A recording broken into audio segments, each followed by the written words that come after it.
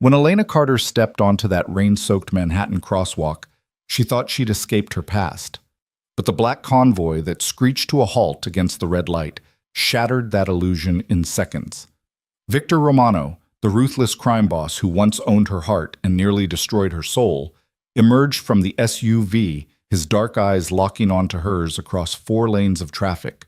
The wind pressed her coat tight against her body, and in that single, devastating moment, he saw everything. The curve of her belly, the secret she'd been hiding, the truth that would chain them together forever. She was 6 months pregnant with his child. Before we dive into this story of power, obsession, and the thin line between love and possession, hit that like button and drop a comment telling me what city you're watching from.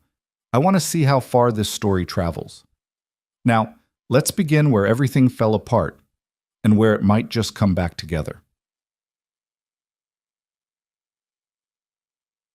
The rain had started 3 blocks ago, light at first, then gradually building into the kind of downpour that turned Manhattan streets into rivers and sent pedestrians scrambling for cover. Elena Carter stood beneath the drugstore awning on the corner of Lexington and 53rd, watching the deluge and trying to convince herself that this was just weather, just water, just another February storm in a city that had seen thousands of them. But nothing felt simple anymore. Nothing felt safe.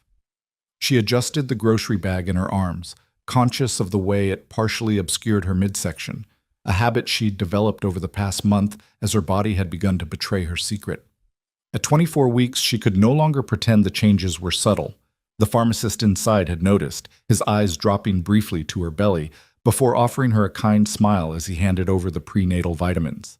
Each interaction like that sent a spike of anxiety through her chest. Someone would notice. Someone would tell him. Someone would destroy the fragile new life she'd built. "Miss, you waiting for someone?" The drugstore security guard stood in the doorway, his tone gentle but questioning. "We're closing in 5 minutes." Elena shook her head. "No, I'm just waiting for the rain to let up. Doesn't look like it's planning to." He glanced at the sky, then back at her with concern. "You got far to go?" "Just to the subway." She forced a smile. "I'll be fine." But she wasn't fine. She hadn't been fine since the day she'd packed a single suitcase, withdrawn $2,000 from the account Victor didn't monitor, and disappeared into the sprawling anonymity of Brooklyn. 6 months of looking over her shoulder. 6 months of jumping at shadows. 6 months of building a life so quiet, so unremarkable, that no one would ever think to look for her there. And now she was carrying proof of everything she'd left behind. The security guard retreated inside, and Elena stepped out from under the awning. The rain hit her immediately, cold and sharp, soaking through her jacket within seconds.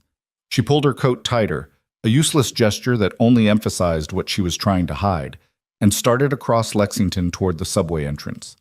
The crosswalk signal blinked white. She stepped off the curb. Halfway across the intersection, tires squealed against wet asphalt. Elena's head snapped up. A convoy of 3 black SUVs had blown through the red light, stopping in a perfect formation that blocked all 4 lanes of cross traffic. Horns blared. A taxi driver leaned out his window, shouting obscenities. But the SUVs didn't move. They just sat there, engines idling, dark and imposing as storm clouds. Elena froze in the middle of the crosswalk. Something cold and familiar slithered down her spine. She knew these vehicles. She knew what they meant. She'd spent 18 months learning to recognize the signs of his presence, the way prey learns to sense a predator. The rear door of the center SUV opened. A man stepped out into the rain. Victor Romano. Elena's breath stopped. The grocery bag slipped from her fingers, cans of soup and boxes of crackers spilling across the wet pavement. She couldn't move, couldn't think, couldn't do anything but stare as the man she'd fled, the man she'd loved and feared in equal measure, stood 20 feet away and looked directly at her. He wore a charcoal suit, perfectly tailored, the rain darkening his shoulders and slicking his black hair back from his face. At 36, Victor Romano commanded every room he entered with the kind of authority that didn't require violence, though everyone knew he was capable of it. His family controlled half the construction contracts in New York. Three-quarters of the shipping that came through Newark and countless other enterprises that existed in the gray spaces between legal and criminal. He was powerful, he was dangerous, and once she'd believed he loved her. Victor's dark eyes found hers across the distance. For a moment, neither of them moved. The rain poured down. Traffic roared around them. The city continued its chaotic symphony, but in that narrow corridor of space between them, everything went silent. Then the wind gusted, pressing Elena's wet coat flat against her body. The fabric molded to the unmistakable curve of her belly, 6 months of secret pregnancy suddenly visible, undeniable. Victor's expression didn't change. His face remained perfectly controlled, that mask of calm authority he wore like armor. But Elena saw his hands curl into fists at his sides, saw the muscle jump in his jaw, saw the flash of something, shock, rage, possessiveness, flicker through his eyes before he locked it down. He knew. Panic flooded Elena's system like ice water. She bent down, scrambling to gather the scattered groceries with shaking hands. A can rolled toward the gutter. She lunged for it, her movements clumsy and desperate. Behind her, she heard a car door open, the heavy thud of boots on wet pavement. "Elena!" His voice cut through the rain, deep and commanding. The same voice that had whispered endearments in the dark and issued orders that men died for.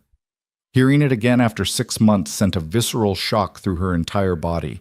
She grabbed the last can, shoved it in the bag, and ran. "Elena, stop!"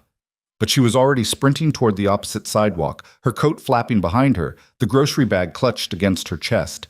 Her boots splashed through puddles, her heart hammered against her ribs. Behind her she heard Victor shout something in Italian, a command to his men, and then the sound of running footsteps. Elena hit the sidewalk and didn't slow down. She knew this neighborhood, had studied it during her months of hiding, mapping escape routes the way other people planned commutes. She ducked into a narrow alley between a dry cleaner and a bodega, her breath coming in ragged gasps. The alley was dark, slick with rain, garbage bags piled against one wall. She pushed past them, emerging onto a side street, and kept running.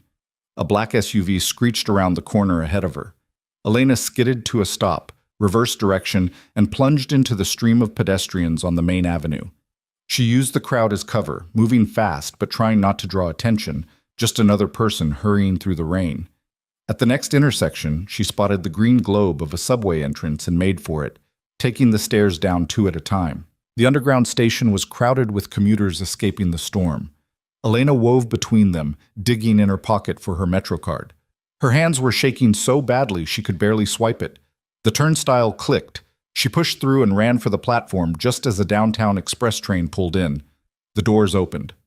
Elena squeezed inside. The car was packed, bodies pressed together in the humid underground air. She pushed toward the center, putting as many people as possible between herself and the doors. Through the window, she scanned the platform, searching for any sign of Victor's men. Nothing. Just commuters. Just strangers. Just... A figure appeared at the top of the stairs. Tall, broad-shouldered, moving with predatory grace. Marco Santini, Victor's head of security, the man who'd been present at every family dinner, every business meeting, every moment of her 18 months with Victor. He scanned the platform with professional efficiency, his gaze sweeping across the crowd. Elena pressed herself behind a large man in a construction vest, making herself small. The subway doors beeped their warning. Marco's head turned toward the sound. For one horrible second, his eyes seemed to look directly at the window where Elena stood frozen. The doors slid shut. The train lurched forward, and Elena watched Marco Santini disappear as the subway pulled out of the station, carrying her into the dark tunnels beneath the city. She sagged against the pole, her legs suddenly weak, her whole body trembling. The other passengers ignored her, lost in their phones and their own thoughts. No one noticed the pregnant woman trying not to cry. No one cared about the private catastrophe unfolding in their midst. Elena closed her eyes and tried to breathe, tried to think, tried to figure out what the hell she was going to do now that Victor knew. The train rattled through the darkness, and with each passing second, one truth became more and more clear. Running had only bought her 6 months. Her past had finally caught up with her. And this time, she had so much more to lose. Elena's apartment was in Sunset Park, a third-floor walk-up in a building that had seen better decades. The neighborhood was working class, diverse, anonymous, exactly what she'd needed when she'd fled Victor's penthouse in Tribeca. Here, no one asked questions. No one cared who you were or where you'd come from. You paid your rent, you kept your head down, and you were left alone. She'd thought she was safe here. She'd been wrong. Elena climbed the stairs slowly, her body aching with exhaustion and fear. The grocery bag had torn somewhere on the subway, and she'd lost half its contents. She'd have to go out again tomorrow. The thought made her want to cry. At her door, she stopped, key halfway to the lock. Every instinct screamed at her to check over her shoulder, to make sure she hadn't been followed, but she forced herself to stay calm. Victor's men were good, but they weren't omniscient. She'd been careful. She'd taken 3 different trains, doubled back twice, emerged from a different station entirely. No one could have tracked her through that. She unlocked the door and stepped inside. The apartment was small, just a studio with a bathroom and a kitchen alcove that barely deserved the name, but it was hers. She'd paid the deposit with cash, signed the lease with a name that wasn't quite fake, but wasn't quite real either. Elena Carter. Not Elena Rossi, the name she'd used when she was with Victor. Not Elena Marchetti, her maiden name. Something in between. Something that let her pretend she could be someone else. She locked the door behind her, deadbolt, chain, the additional lock she'd installed herself, and finally let herself collapse. She sank onto the second-hand couch, still wearing her wet coat, and let the tears come. 6 months. She'd made it 6 months. She'd found a job doing remote bookkeeping for small businesses, work that kept her off the grid and let her save money. She'd found an obstetrician who accepted cash payments and didn't ask too many questions. She'd built a life, fragile and small, but a life nonetheless. And Victor had destroyed it in 30 seconds, just by looking at her across a rain-soaked street. Elena's hand moved to her belly, resting on the curve that had betrayed her. Inside, she felt the flutter of movement, stronger now at 24 weeks, more insistent. The babies. Because it wasn't just one. The ultrasound at 16 weeks had revealed the truth. Identical twins. 2 daughters, the technician had told her with a smile. 2 little girls. She'd cried then too. But those had been different tears. Complicated tears.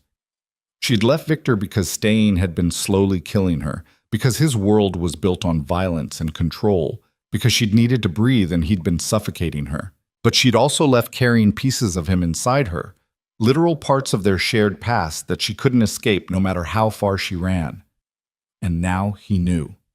Elena pulled out her phone, an untraceable burner she'd bought at a convenience store in Queens. She had 3 contacts saved, her obstetrician, her landlord, and Sarah. Sarah Chen, her only friend from before, the only person who knew both versions of her life. They'd met in college, bonded over late-night study sessions, and a shared love of old movies. Sarah had been the one to help her leave, to give her cash and a place to stay for those first terrifying weeks. Sarah had been the one to tell her the truth she hadn't wanted to hear. That Victor Romano would never let her go. That men like him didn't lose what they considered theirs. The phone rang twice before Sarah answered. Elena, what's wrong? Even after 6 months, Sarah could still read her voice, could hear the panic. Elena's throat tightened. He saw me, Victor. He saw me, and he... Sarah, he knows. Silence. Then, where are you? Home, my apartment. I lost them. I made sure... It doesn't matter. Sarah's voice was sharp with fear. If he knows you're pregnant, he'll tear this city apart to find you. You need to leave. Now. Tonight. Leave and go where? Elena's voice broke. I have $200 in cash. I can't travel like this. I can't. Then you need to call him. What? You need to call Victor and tell him the truth before he finds out on his own. Sarah paused, and when she spoke again, her voice was softer. Elena, running made sense 6 months ago when you were alone. But you're not alone anymore. And if Victor finds you before you talk to him, if he thinks you've been hiding his children... She didn't finish the sentence. She didn't have to. They both knew what Victor Romano was capable of when someone took what was his. Elena closed her eyes. I can't go back to that life. Maybe you don't have to. Maybe if you're honest with him, if you set boundaries, Victor doesn't do boundaries. He does possession. The words came out bitter, edged with old pain. That's all I ever was to him. a thing he owned. Then tell him that. Sarah's voice turned fierce. Tell him everything. Tell him why you left, what you need, what you're afraid of. Make him hear you, because the alternative is letting him write the narrative, and we both know how that ends. Elena opened her eyes, staring at the water-stained ceiling of her tiny apartment. Sarah was right. She'd known it from the moment Victor's eyes had locked onto hers across that intersection. There was no running from this, no hiding. The only path forward was through. Okay, she whispered. Okay, I'll figure something out. Do it soon, please. Sarah paused. And Elena? Whatever happens, I'm here. You're not alone. They said goodbye, and Elena set the phone down on the couch beside her. Her hand found her belly again, tracing the curve where her daughters grew.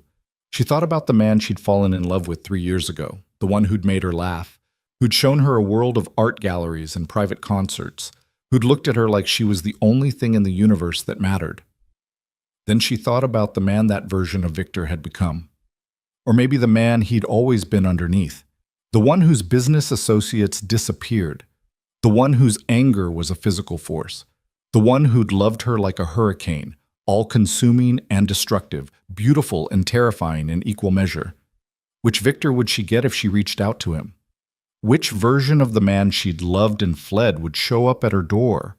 Elena didn't know, but Sarah was right about one thing. She was going to find out, one way or another. Better to control the terms of that meeting than to wait for Victor to control them for her. She pulled herself off the couch and walked to the window. Rain still fell, blurring the lights of Brooklyn into watercolor smears. Somewhere out there in the city, Victor was searching for her, mobilizing resources, calling in favors, using every tool at his disposal to find the woman who disappeared 6 months ago and reappeared pregnant with his children. Elena pressed her forehead against the cold glass. Tomorrow, she decided. Tomorrow she would figure out how to contact him. Tonight, she just needed to survive the fear. Behind her, someone knocked on the door. Elena spun around, her heart lurching. Who is it? No answer. Just another knock, heavier this time, insistent. I said, who is it? Her voice came out shakier now. She moved toward the door, staying to the side, out of the line of sight from the peephole. If you don't answer, I'm calling the police. A pause. Then a voice muffled through the wood. Mrs. Romano, please open the door. Mrs. Romano, a name she'd carried for exactly 5 months before she'd left. They'd married in a small ceremony, small by Romano family standards anyway, which still meant 200 guests and a reception that cost more than most people's houses. Victor had insisted on it, had wanted the world to know she belonged to him. She'd said yes because she'd loved him, because she'd thought marriage meant partnership, meant building something together. She'd learned the truth quickly enough. I don't go by that name, Elena called through the door, even as her hand shook. You have the wrong apartment. Please, Mrs. The voice corrected itself. Miss Carter. Mr. Romano sent me to ensure your safety. He's very concerned. He just wants to talk. Elena's mind raced. They'd found her in less than 4 hours. 4 hours. She'd underestimated him, underestimated his reach, his resources, his absolute refusal to accept limits of any kind. Tell Mr. Romano that if he wants to talk, he can call like a normal person. He's here. The words sent ice through Elena's veins. What? Mr. Romano is downstairs in his car. He's respectfully requesting a few moments of your time. He asks that you not make this difficult. Not make this difficult, as if she were the problem, as if she were being unreasonable by wanting privacy, by wanting control over when and how she faced the man she'd fled. Elena looked around her apartment, this small space that had been her sanctuary, and felt the walls closing in. She could refuse. She could call the police. But what would she tell them? That her ex-husband wanted to talk to her? That wasn't a crime. And Victor had half the NYPD on his payroll anyway. Any cops who showed up would take one look at the situation and politely suggest she have a conversation with Mr. Romano. She was trapped. She'd been trapped from the moment he'd seen her on that crosswalk. I need a minute, she called through the door. Of course. Mr. Romano is a patient man. That was a lie. Victor Romano was many things. Brilliant, ruthless, magnetic, but patient wasn't one of them. If he was waiting in the car instead of breaking down her door, it meant he was trying to be reasonable, trying to give her the illusion of choice. Elena walked to her bedroom, just a corner of the studio sectioned off by a bookshelf, and looked at herself in the small mirror hanging on the wall. Her hair was still wet from the rain, hanging in dark tangles around her face. Her coat had dried into wrinkled creases. Her eyes were red from crying. She looked exactly like what she was, a woman at the end of her rope. She thought about changing, about trying to look composed. But what was the point? Victor had already seen the truth written on her body. There was no hiding now. Elena returned to the door and opened it. In the hallway stood Marco Santini and another man she recognized, Paolo, one of Victor's drivers. Both wore dark suits and carefully neutral expressions. Marco was in his 40s, graying at the temples, with the kind of face that had seen too much and learned to show nothing. He'd always been polite to her, in that distant way of men who worked in violence. "Miss Carter." Marco inclined his head respectfully. "Thank you. Mr. Romano is waiting." She wanted to tell them she wasn't going anywhere, wanted to slam the door and pretend this wasn't happening. Instead, she heard herself say, "I need to get my coat." She retrieved it from where she'd thrown it over a chair, pulled it on, and stepped into the hallway. Marco and Paolo fell into step on either side of her, not touching, not crowding, but making it clear that running was no longer an option. They descended the stairs in silence. Outside, the rain had slowed to a drizzle, the streets slick and reflecting the amber glow of streetlights. A black SUV idled at the curb, its engine purring. Marco moved ahead and opened the rear door. Elena hesitated at the threshold, her heart pounding so hard she could feel it in her throat. "Miss Carter," Marco said gently, "he's just going to talk, that's all." Just going to talk, right. Because Victor Romano was known for his restraint. Elena ducked her head and climbed into the SUV. The interior was all black leather and tinted windows, warm despite the February cold outside. And sitting in the far seat, looking at her with an expression she couldn't read, was Victor. He'd changed out of the suit from earlier. Now he wore dark slacks and a charcoal sweater that made his eyes look almost black. His hair had dried, falling across his forehead in a way that made him look younger, more like the man she'd fallen in love with. But there was nothing young about the intensity in his gaze, the controlled tension in his posture. Marco closed the door. The sound of it latching felt final, like a cell door closing. For a long moment, neither of them spoke.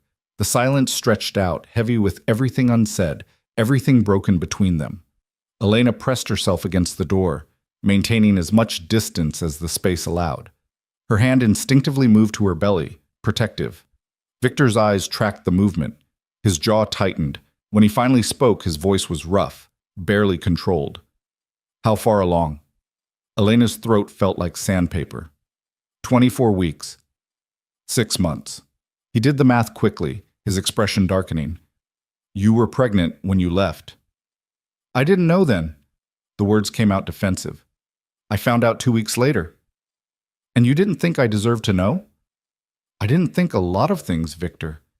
Her voice cracked. "I didn't think you'd find me. I didn't think I could hide a pregnancy forever. I didn't think—" She stopped, swallowing hard. "I was trying to figure it out." "Figure it out?" He repeated the words like they were foreign.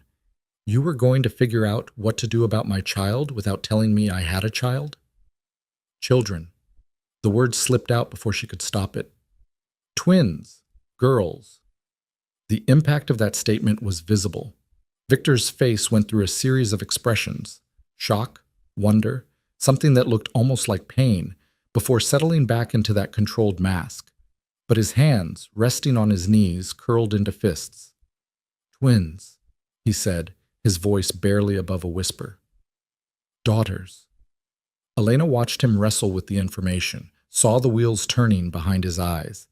This was Victor at his most dangerous, not when he was angry, but when he was thinking, calculating, planning his next move. "I want to be clear about something," he said finally, his voice dropping into that tone of absolute authority she remembered too well. "Those children are mine. You are—" He stopped himself, reconsidered his words. "We need to discuss how this is going to work." "There's nothing to discuss."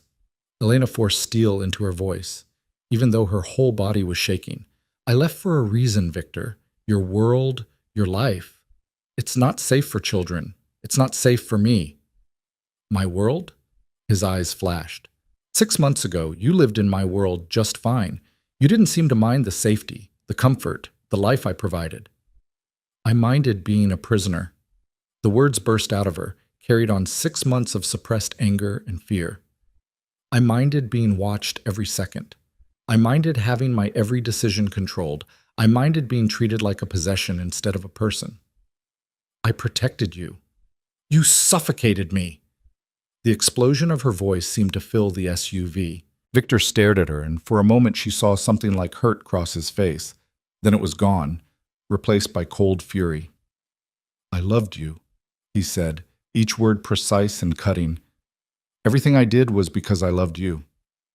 Your kind of love almost destroyed me. Elena's voice shook, but she didn't back down. Do you have any idea what it was like? Living in that penthouse, surrounded by guards, monitored everywhere I went? You said it was for my protection, but it was really just control. Your control. And I tried, Victor. I tried to talk to you, to tell you I needed space, needed freedom, but you never listened. You just... Her voice broke. You just kept tightening the grip until I couldn't breathe. Silence fell between them, sharp and painful. Outside, through the tinted windows, Elena could see her building, the lit windows of her neighbors' apartments. Normal lives. Simple lives. Everything she'd been trying to build. Is that really what you think? Victor's voice was quiet now, dangerous in its restraint. That I didn't love you? That everything I did was about control? I think your love and your need to control are so tangled up you can't tell them apart anymore. Elena met his eyes. I think you loved me the way you love everything else, by owning it completely. Victor flinched. It was subtle, just a slight tightening around his eyes, but Elena saw it. She'd hurt him. The realization brought no satisfaction, only a deep, bone-tired sadness. So what now? Victor asked. You're just going to raise my daughters alone? Keep them from me? Pretend I don't exist? I don't know.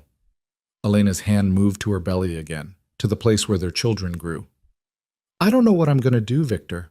All I know is that I can't go back to how things were. I won't. Then we'll change how things are.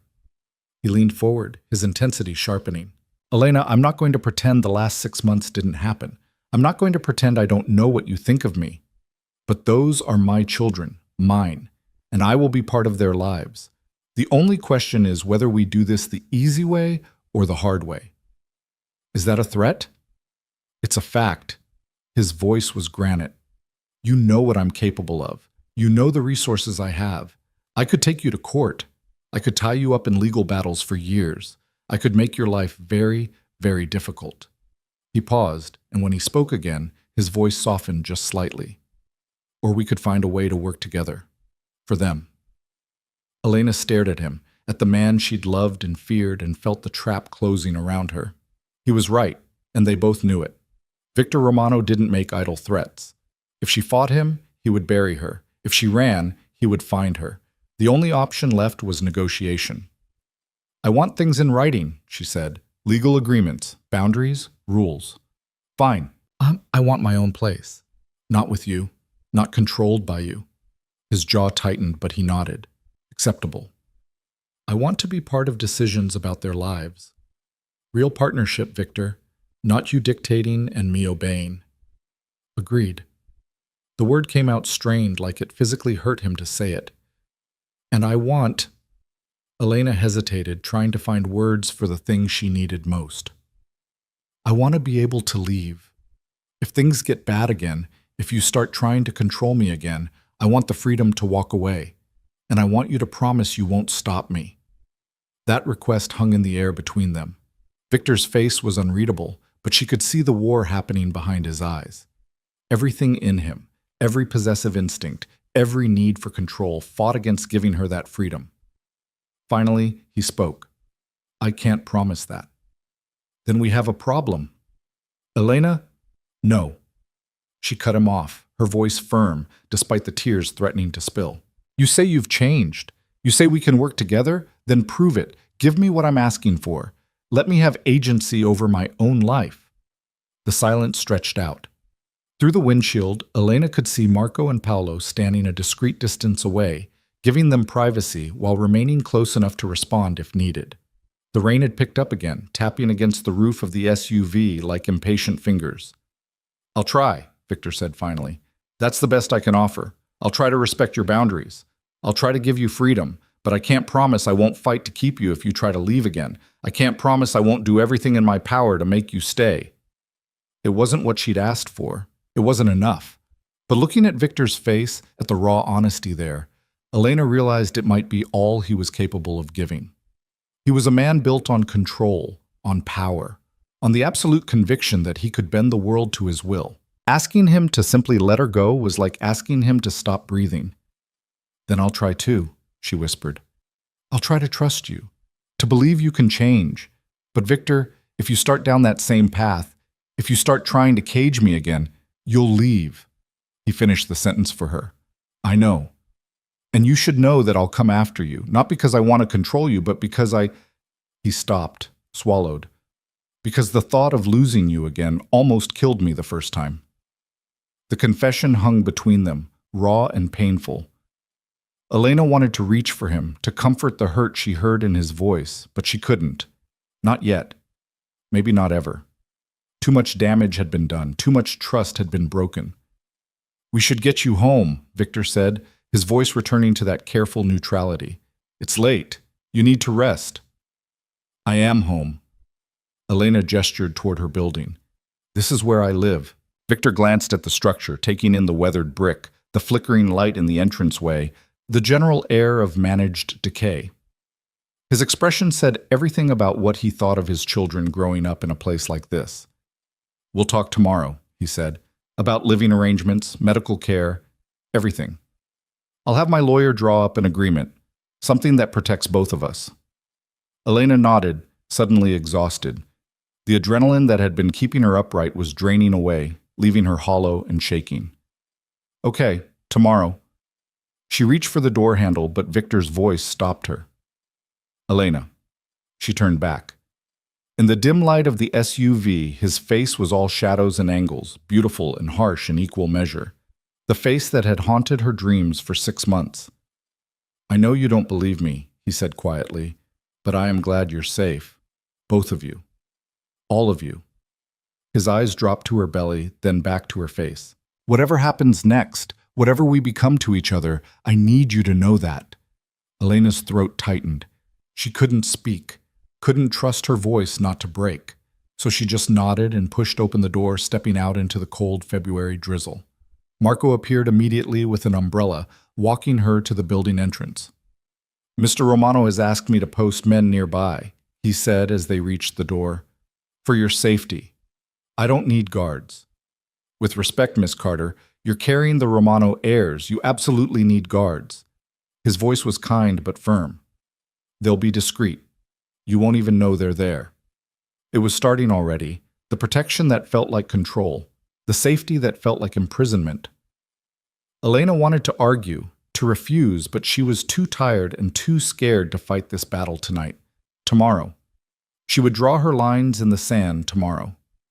"Fine," she said, "but they stay outside." Of course. Elena climbed the stairs to her apartment alone, her footsteps echoing in the stairwell. Inside, with all 3 locks engaged, she finally let herself collapse. She didn't make it to the bed. She just slid down the door and sat on the floor, her hand on her belly, and cried. For the life she'd tried to build, for the future she'd imagined, for the impossible situation she found herself in, tied forever to a man who loved her in all the wrong ways, and for her daughters, who would be born into this complicated, dangerous world, whether she wanted it or not. Outside, 3 floors below, Victor sat in his SUV and stared at the building that held everything he'd thought he'd lost. In 6 months, he'd torn the city apart looking for her. He'd used every resource, called in every favor, threatened and bribed and manipulated. And in the end, she'd just appeared, like a ghost materializing on a rain-soaked crosswalk, carrying his children, twins, daughters. The knowledge sat in his chest like something alive, terrifying and exhilarating in equal measure. He'd never imagined himself as a father. His life didn't leave room for that kind of vulnerability, that kind of weakness. Children were leverage, were targets, were liabilities in his world, but they were also his. And nothing, not Elena's fear, not her resistance, not the impossible distance between what he was and what she needed him to be, would stop him from claiming what was his. Marco appeared at the window. Victor rolled it down. "She's inside," Marco reported. "I've positioned 2 men in the building across the street and 1 on the corner. We'll rotate shifts every 6 hours." "Good. No one gets near her. No one even looks at that building without us knowing about it." "Understood." Marco hesitated. "Sir, if I may." "She's afraid of you." "I know." "If you push too hard." "I know, Marco." Victor's voice sharpened. "I'm aware of the situation. I'm aware of what I stand to lose." Marco nodded and stepped back. The window rolled up. In the silence of the SUV, Victor allowed himself one moment of weakness, one moment where he wasn't the ruthless head of the Romano family, wasn't the man who controlled an empire built on violence and fear. In that moment, he was just a man who'd lost the woman he loved and just found out he was about to be a father. His hand moved to his chest, pressing against the place where his heart beat too fast, where something that felt dangerously like hope was beginning to bloom. Tomorrow, he would start fixing this. Tomorrow, he would show Elena he could change, could be what she needed. Tomorrow, he would begin building a future that could hold all of them, him, Elena, and the 2 daughters who didn't yet know how completely they'd already changed everything. But tonight, he just sat in the rain and the dark, looking up at the window where a single light burned, and tried to figure out how to love someone without destroying them in the process. It was, he thought, going to be the hardest thing he'd ever done. And Victor Romano had never walked away from a challenge in his life. The morning came too quickly, pale winter light filtering through the thin curtains of Elena's apartment. She'd barely slept, her mind spinning through scenarios and conversations, each one ending badly. At some point near dawn, she'd felt the twins moving, their kicks gentle but insistent, as if reminding her that this wasn't just about her anymore. Everything she did now, every choice she made, would shape their lives. She was making coffee, decaf, a concession to pregnancy she resented every morning, when her phone buzzed. Not the burner. Her old phone, the one she'd kept turned off in a drawer for 6 months, too afraid to power it on because she knew Victor could track it. Somehow, impossibly, it was on now, plugged into a charger she hadn't put there, fully charged and displaying a single text message from a number she'd never forgotten. "My lawyer will be at your apartment at 10 a.m. Her name is Catherine Wright. She's worked with difficult negotiations before. She'll be fair." Elena stared at the message, her hand shaking. He'd been in her apartment. While she slept, while she was vulnerable and unaware, Victor's people had entered her home, plugged in her phone, and left. The violation of it made her stomach turn. But underneath the anger was something else. Fear. Because the message was clear. He could reach her anywhere. Locks and doors meant nothing. She typed back with trembling fingers. "You had no right to come into my home." The response came immediately. "I had every right. You're carrying my children. Your safety is my concern. The locks on your door wouldn't stop a determined teenager. I've arranged for better ones. The locksmith will arrive at 9. Elena wanted to throw the phone across the room. Instead, she forced herself to breathe, to think tactically. Victor was already moving, already reshaping the world to fit his vision of how this should go. If she didn't establish boundaries now, immediately, she'd wake up one day and find herself back in that gilded cage, only this time with 2 babies to protect. "I don't want your locks. I don't want your security. I want to be left alone." That's not an option anymore. 10 a.m., Elena. Please be dressed. The please didn't soften the command. If anything, it made it worse. A thin veneer of courtesy over pure control. Elena set the phone down and pressed her palms against her eyes, fighting back tears of frustration. This was exactly what she'd been afraid of. Less than 12 hours, and he was already dictating her schedule, making decisions about her life, treating her like property to be secured. At 8:30, there was a knock at the door. Elena checked the peephole and saw a young woman in work clothes holding a toolbox. Behind her stood one of Victor's men, the same one from last night. Paolo. Miss Carter, the woman called. I'm here to upgrade your locks. Mr. Romano sent me. I didn't ask for new locks. I understand, ma'am, but Mr. Romano was very clear. These locks are a safety issue. It'll take 30 minutes, tops, and then we'll be out of your hair. Elena closed her eyes. She could refuse, she could send them away, but they'd just come back, or Victor would show up himself, and she'd end up having this fight a dozen times. Pick your battles, Sarah had told her once. Save your energy for the wars that matter. She opened the door. 30 minutes, and he doesn't get a key. The locksmith smiled. Already been told, ma'am. You get the only copies, 3 of them. It was a small concession, but it felt like a victory. Elena stepped aside and let the woman work, watching as she removed the cheap hardware store locks and replaced them with heavy-duty deadbolts, the kind you saw in bank vaults. Paolo stood in the hallway, keeping watch, his presence a constant reminder that privacy was an illusion now. All set, the locksmith announced 25 minutes later. She handed Elena 3 gleaming keys. These are pick-resistant, drill-resistant, and the deadbolts have a 5-pin tumbler system. Nobody's getting through these without serious equipment and time. Thank you, Elena said, even though gratitude felt wrong. She hadn't wanted this, but looking at the solid new locks, she couldn't deny feeling slightly safer. Slightly. The locksmith left. Paolo remained. Miss Carter, I'll be outside if you need anything. Mr. Romano's orders are that you're not to be disturbed, but I'm here if there's an emergency. I don't need a babysitter. No, ma'am, you need a bodyguard. There's a difference. His voice was respectful, but firm. Mr. Romano has enemies. Some of them would be very interested to know about you and the babies. My job is to make sure they never get the chance to act on that interest. The reality of it hit Elena like cold water. She'd been so focused on escaping Victor's control that she'd almost forgotten the other dangers that came with being connected to him. The rival families, the federal investigations, the constant threat of violence that hung over everything he touched. Her daughters would be born into that world. They would be targets from their first breath. How long have you worked for him? She asked quietly. 8 years, ma'am. Have you ever seen him change, compromise? Paolo considered the question carefully. Mr. Romano is difficult. He doesn't bend easy, but I've also never seen him like he was last night. In 8 years, I've never seen him scared. Last night, sitting in that car, waiting to see if you'd talk to him, he was terrified. Elena didn't know what to do with that information. The idea of Victor Romano being afraid of anything seemed impossible, but Paolo had no reason to lie. At exactly 10 o'clock, another knock. This time it was a woman in her 50s, impeccably dressed in a charcoal suit, carrying a leather briefcase. She had sharp eyes behind designer glasses and the kind of presence that suggested she didn't waste time on nonsense. Miss Carter, I'm Catherine Wright. May I come in? Elena stepped aside.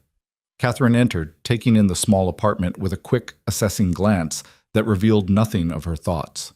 Paolo closed the door behind her, remaining outside. Thank you for seeing me, Catherine said, setting her briefcase on the small table that served as Elena's dining area. I understand this situation is complicated. My goal this morning is to help both you and Mr. Romano establish a framework that protects everyone's interests, particularly those of the children. You work for Victor. I work for the Romano family, which now includes you and your daughters.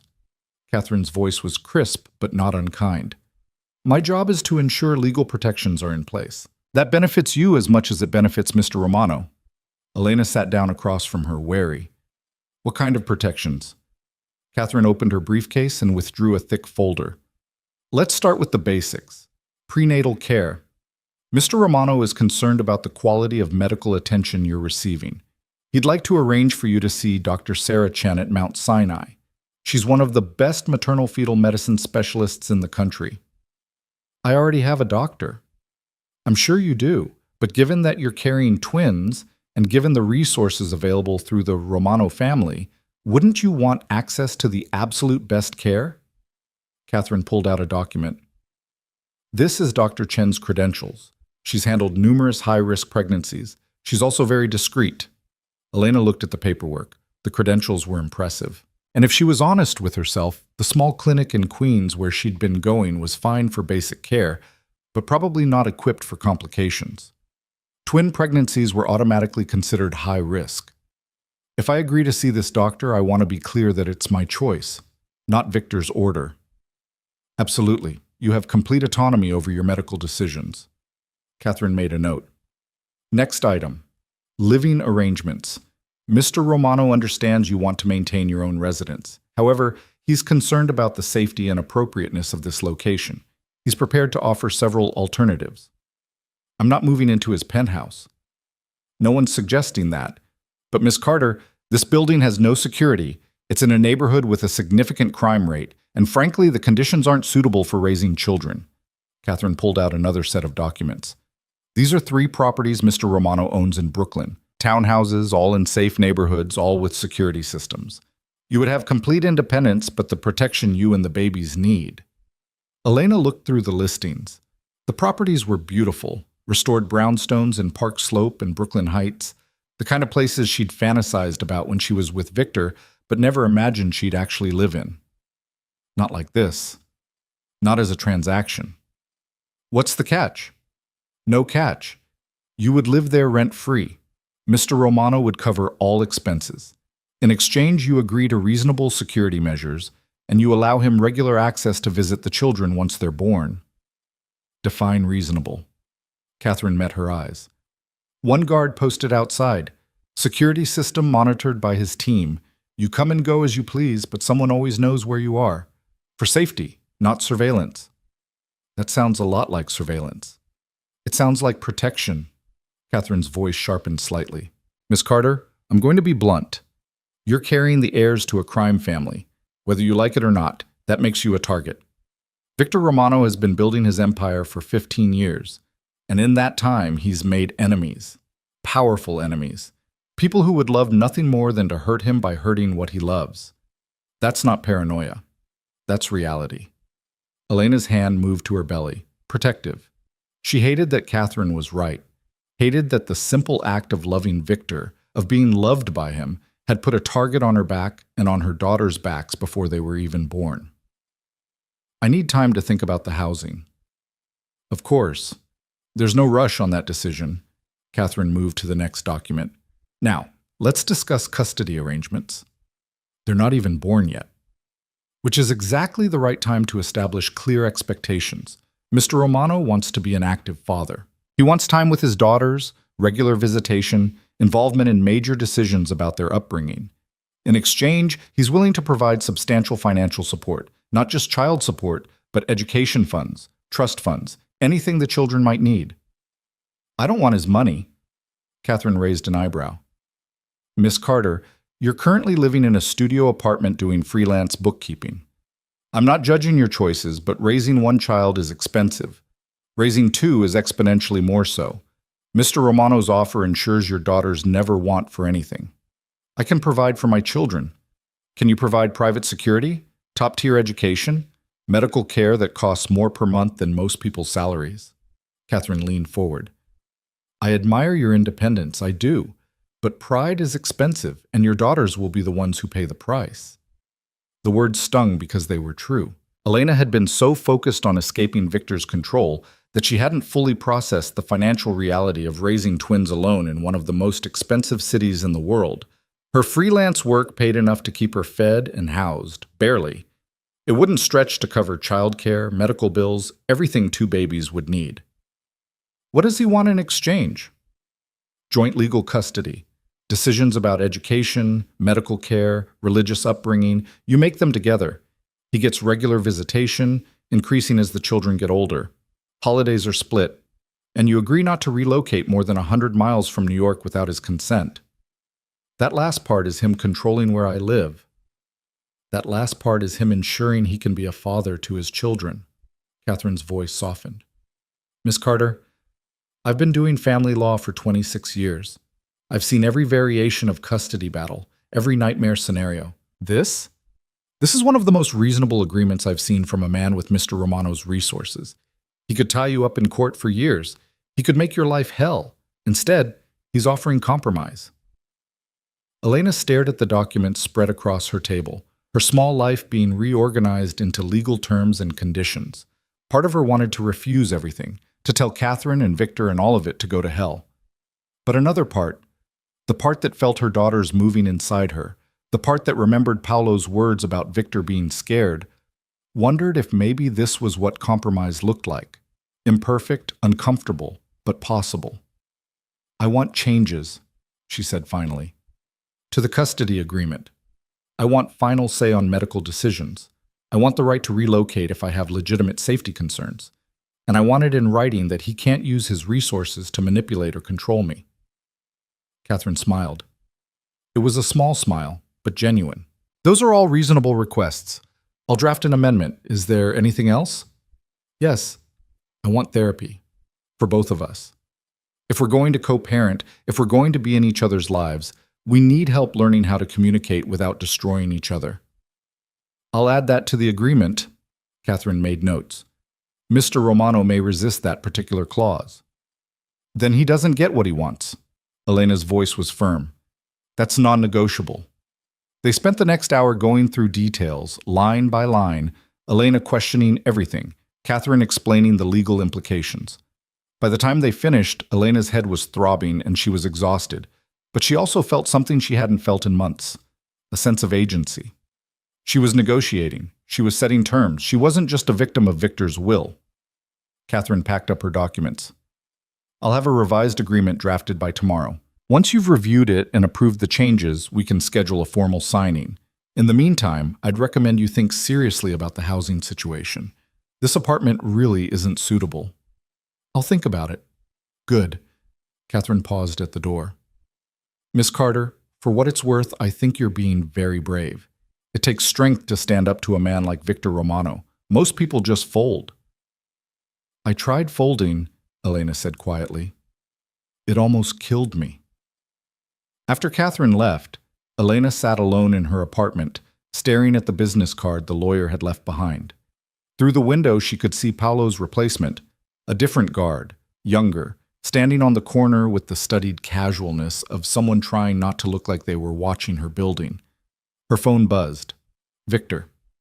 "How did the meeting go?" Elena typed back, "Your lawyer is terrifying." "She's very good at her job. Did you agree to the medical care?" "I'll think about it." "Elena, this isn't something to think about. You need the best prenatal care available." She could feel her temper rising. This was exactly the problem. He couldn't just suggest something, couldn't just offer help. He had to push, had to insist, had to make it an order disguised as concern. "I said I'll think about it. That means I'll think about it. Not that you get to decide for me." A pause. Then, "You're right. I'm sorry. Take your time." Elena stared at the phone. Victor Romano apologizing was so rare it felt like a trick. But Catherine had said he was trying. Paolo had said he was scared. Maybe, impossibly, he was actually capable of change. Her phone buzzed again. "Can I see you tonight? Just dinner. We can talk about the agreement, about what you want to change." "I don't think that's a good idea." "Please, no pressure, no agenda, just two people who need to figure out how to be in each other's lives." Elena closed her eyes. Every instinct screamed at her to say no, to maintain distance, to protect herself, but they were going to be connected forever now. They needed to learn how to be in the same room without it turning into a war. "Somewhere public," she typed, "and I leave when I want to leave." "Anywhere you want. You pick the place." She named a small Italian restaurant in her neighborhood, nothing fancy, just a place where she'd feel safe. Victor agreed immediately, and they set a time for 7. After the exchange ended, Elena sat holding her phone and wondering if she'd just made a terrible mistake. At 6:30, she stood in front of her small closet, trying to figure out what to wear to dinner with your ex-husband, who was also the father of your unborn children and also a crime boss. Everything felt wrong, too formal, too casual, too much like she was trying to impress him or too much like she didn't care. Finally, she settled on a simple black dress that accommodated her growing belly and a cardigan. Nothing special, just dinner. The restaurant was a 10-minute walk, but Paolo, or his replacement, a man who'd introduced himself as Dominic, insisted on driving her. Elena didn't have the energy to argue. She sat in the back of the black SUV and watched her neighborhood slide past, thinking about all the time she'd walked these streets alone. Anonymous. Free. Victor was waiting outside the restaurant when they arrived. He wore dark jeans and a black sweater, casual by his standards, and he looked nervous. Actually nervous. His hands were in his pockets, his shoulders tense, his eyes scanning the street until they landed on the SUV. Dominic opened Elena's door. She stepped out, and Victor immediately moved toward her, then stopped himself, clearly fighting the urge to reach for her. Instead, he just said, "Thank you for coming." "I'm here for them," Elena said, gesturing to her belly. "Not for you. Let's be clear about that." Something flickered across his face. Hurt, maybe, or resignation. "I understand." Inside, the restaurant was warm and dimly lit, the kind of place that served huge portions and didn't care if you lingered over your meal. The owner, an older Italian woman named Rosa, greeted them with a smile that faltered when she recognized Victor. Everyone in the neighborhood knew who the Romanos were. You didn't run a business in New York without knowing. "Mr. Romano," Rosa said carefully, "we're honored. Please, the back table." They were seated in a corner that offered privacy while still being visible to the other diners. Elena appreciated that. No isolated rooms, no opportunities for Victor to turn this into something she couldn't escape. Dominic took a position near the front, trying to blend in and failing spectacularly. For a long moment, neither of them spoke. Victor studied the menu like it was a contract he was negotiating. Elena watched him, this man she'd loved and fled, and tried to reconcile the different versions of him in her mind. The attentive boyfriend who'd surprised her with weekend trips to Paris, the controlling husband who'd monitored her every movement, the terrified father-to-be sitting across from her now. "Catherine said you want changes to the agreement," Victor said finally, setting down the menu. "I want you to know I'm willing to negotiate. Really negotiate, not just pretend to and then do what I want anyway." "That's a low bar, Victor." "I know." He met her eyes. "I know what I was like. I know what I put you through. And I know saying I'm sorry doesn't fix any of it. But I am sorry for all of it." Elena felt her throat tighten. She'd imagined this conversation 1,000 times during her 6 months away. Imagined him apologizing. Imagined it feeling like victory.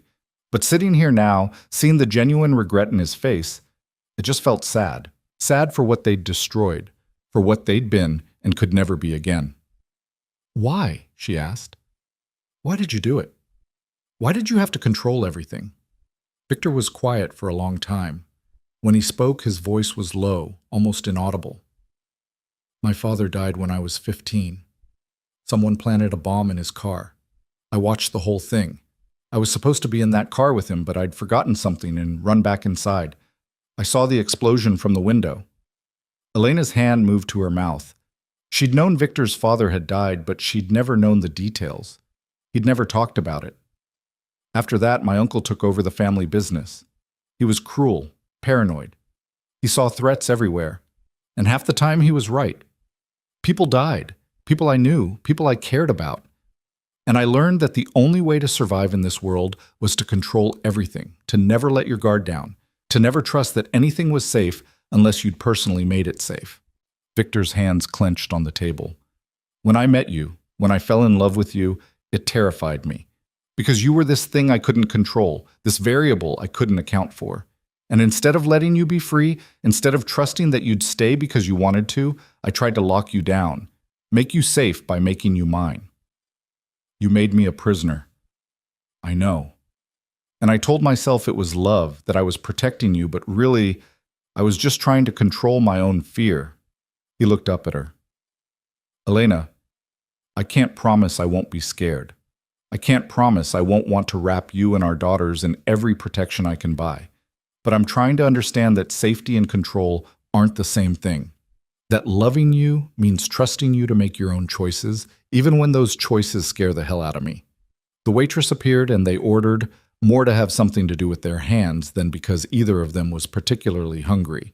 After she left, Elena said, "I need you to understand something. I didn't leave because I stopped loving you. I left because staying was killing me. Every day I felt a little smaller, a little less myself. And I knew if I didn't get out, there wouldn't be anything left of me. I understand that now. Victor's voice was rough. I didn't then. When you left, I thought you'd just come back. I thought you'd realize you couldn't make it without me and you'd come home.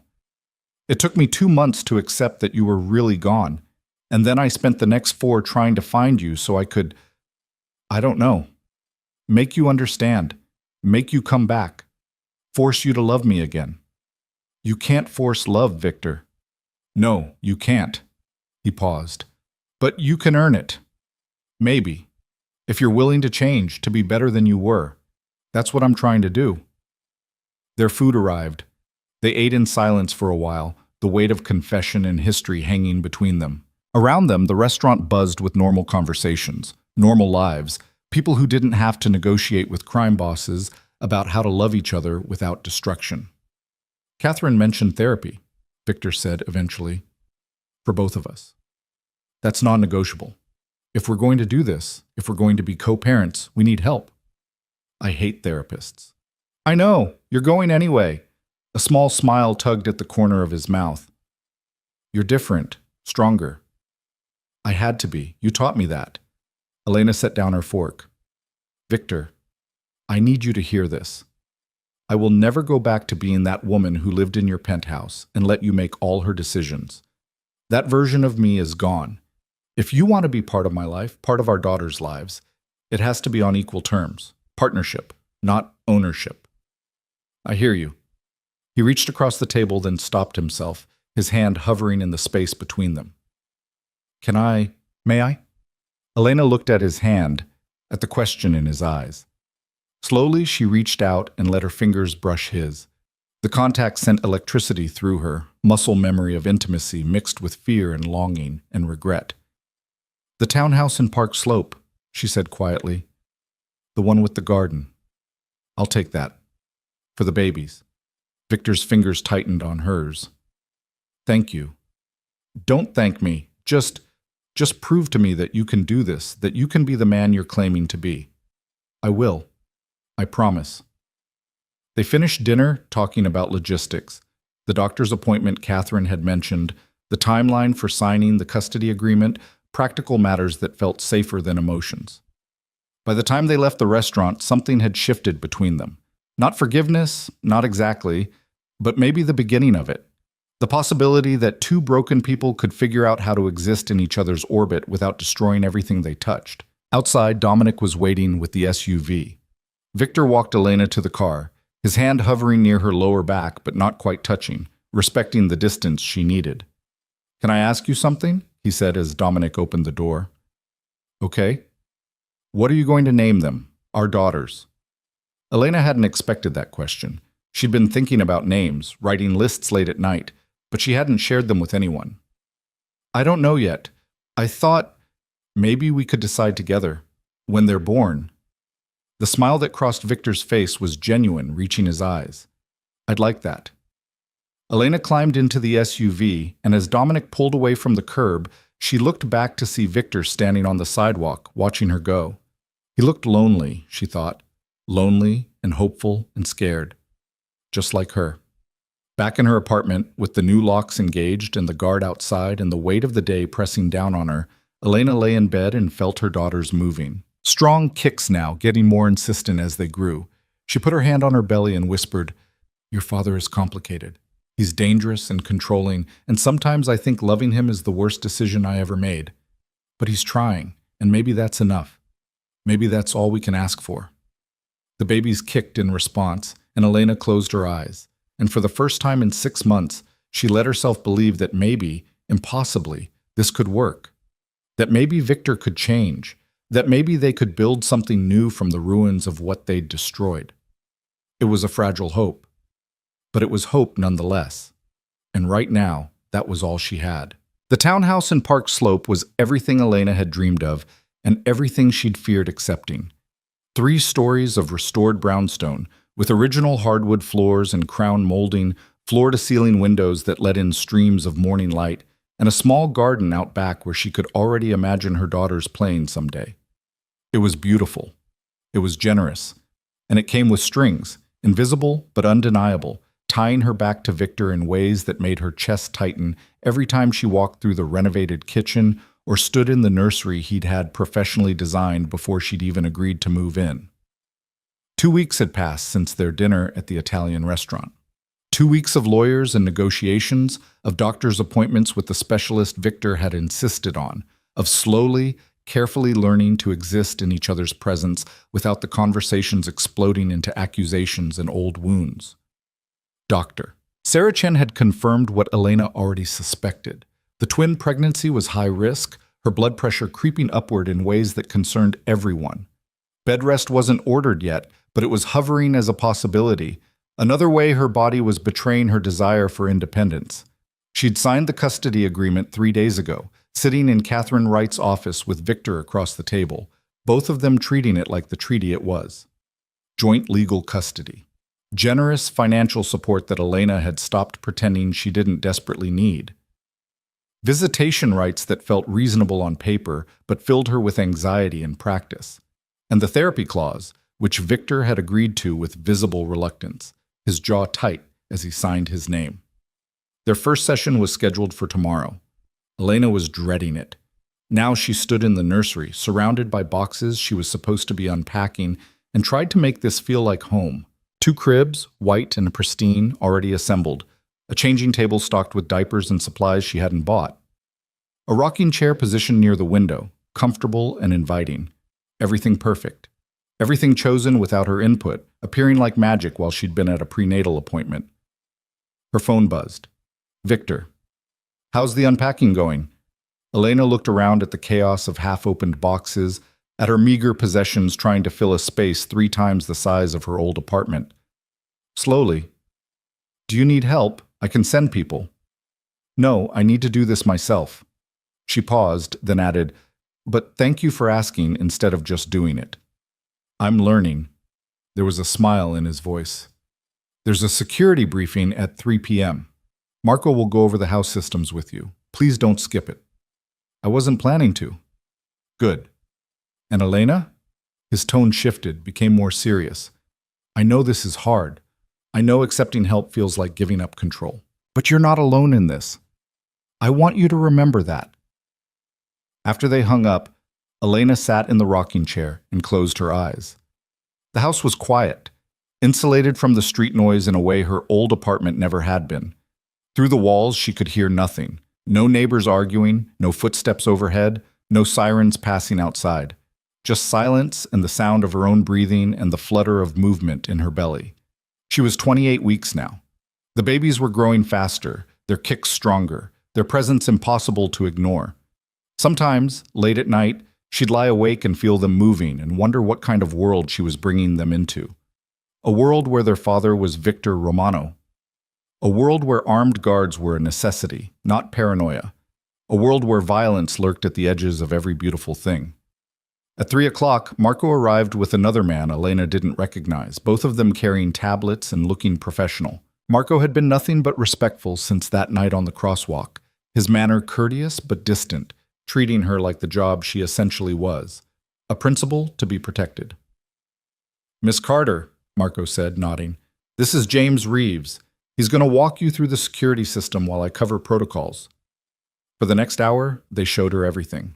The cameras covering every entrance, the reinforced doors and windows, the panic buttons installed in every room, including the bathrooms, the safe room in the basement stocked with supplies and communications equipment, the escape routes, the emergency contacts. It was overwhelming and terrifying, and somehow exactly what she'd expected. The system is monitored 24/7, James explained, pulling up the interface on her phone. You'll get alerts for any unusual activity. You can check the cameras any time, and there's always someone watching remotely, just in case. Someone watching, Elena repeated. You mean someone watching me? James had the grace to look uncomfortable. We're watching the perimeter, Miss Carter. Not you. There's no cameras inside the house except in the entrance hall and the stairwell. Your privacy is respected. Except I'll never actually be alone. Marco stepped forward. With respect, you shouldn't be alone. Not at this stage of pregnancy, and not given the circumstances. What if something happened? What if you fell, or went into early labor, or... I understand the reasoning, Elena cut him off. That doesn't mean I have to like it. No one expects you to like it. But Mr. Romano has enemies. Real ones. People who would hurt you to get to him. Marco's voice was gentle but firm. I know you value your independence. I respect that. But your safety, and your daughter's safety, has to come first. He was right, and Elena hated it. Hated that her choices had led her here, to this beautiful prison wrapped in concern and protection. Hated that loving Victor, even briefly, had marked her permanently as a target. After they left, she wandered through the house, testing the new knowledge of locks and cameras and panic buttons. In the kitchen, she found the refrigerator fully stocked with healthy food, prenatal-approved meals already prepared and labeled. In the bathroom, expensive lotions and oils for pregnancy appeared alongside her drugstore products. In the bedroom, the bed had been made with sheets that probably cost more than her entire wardrobe. Victor's touch was everywhere, generous and suffocating in equal measure. That evening, Sarah came over with Chinese takeout and a bottle of sparkling cider, settling onto the couch with the ease of someone determined to pretend everything was normal. This place is incredible, Sarah said, looking around. I mean, I knew Victor had money, but this is too much, Elena finished. It's too much. I feel like I'm playing house in someone else's life. You're being given a chance to provide your daughters with stability and safety. That's not nothing. Sarah handed her a container of lo mein. How are you feeling? Really? Elena poked at her noodles. Scared, angry, grateful, resentful. All of it at once, all the time. Dr. Chen says my blood pressure is concerning. She's talking about bed rest if it doesn't improve. And Victor? Is trying, I think. We have our first therapy session tomorrow, and I can already tell he's going to hate every second of it. Elena set down her food. Sarah, what if this doesn't work? What if we can't figure out how to do this without destroying each other? Then you'll cross that bridge when you come to it. But Elena, you have to actually try. You have to give him a real chance to prove he can change. Sarah reached over and squeezed her hand. I know I was the one pushing you to leave. I know I saw what he was doing to you, but I also see that he's making an effort now. Maybe not perfectly. Maybe not in ways that feel comfortable, but he's trying. They ate in silence for a while, the kind of comfortable quiet that only existed between old friends. Eventually, Sarah said, Have you thought about what happens after the babies are born? Every second of every day. Elena's hand moved to her belly. I think about whether Victor will try to take them from me, whether I'll be strong enough to maintain boundaries when I'm exhausted and outnumbered, whether they'll grow up thinking this is normal, the guards, the surveillance, the constant threat of violence. Or maybe they'll grow up knowing they're loved by both parents, even if those parents have a complicated relationship. Sarah stood, gathering the empty containers. You're catastrophizing. It's understandable, but you're borrowing trouble from a future that hasn't happened yet. Focus on now, on staying healthy, on preparing for their arrival. The rest will figure itself out. After Sarah left, Elena prepared for bed in the master bathroom, another space that felt too large, too luxurious. She was brushing her teeth when her phone rang. Victor. I'm sorry to call so late, he said. I just wanted to check on you. Make sure you're settling in okay. I'm fine. The house it's beautiful, Victor. Thank you. You don't have to thank me. It's for our daughters. A pause. Can I ask you something? Okay. Are you afraid of me? The question caught her off guard. Elena sat on the edge of the bathtub, trying to formulate an honest answer. Sometimes. Not that you'd hurt me physically, but that you'd overwhelm me again. Take over my life until I can't breathe. That kind of afraid. I'm afraid of that too, he said quietly. I'm afraid I'll fall back into old patterns without realizing it. That I'll start making decisions for you, justifying it as protection, and wake up one day to find you've left again. I don't think I could survive that twice. The vulnerability in his voice was startling. Elena had heard Victor angry, passionate, commanding, but this raw honesty was new, uncomfortable for both of them. Then we both need to pay attention, she said. We both need to be honest when something doesn't feel right. That's what therapy is for, I think, to help us see the patterns before they become problems. I'm not good at therapy. You've been to therapy before? Once. After my father died, my uncle sent me to someone who was supposed to help me process my grief. Victor's tone dripped sarcasm. What she actually did was try to medicate me into submission. I lasted 3 sessions before I walked out and never went back. Elena closed her eyes, adding another piece to the puzzle of Victor Romano.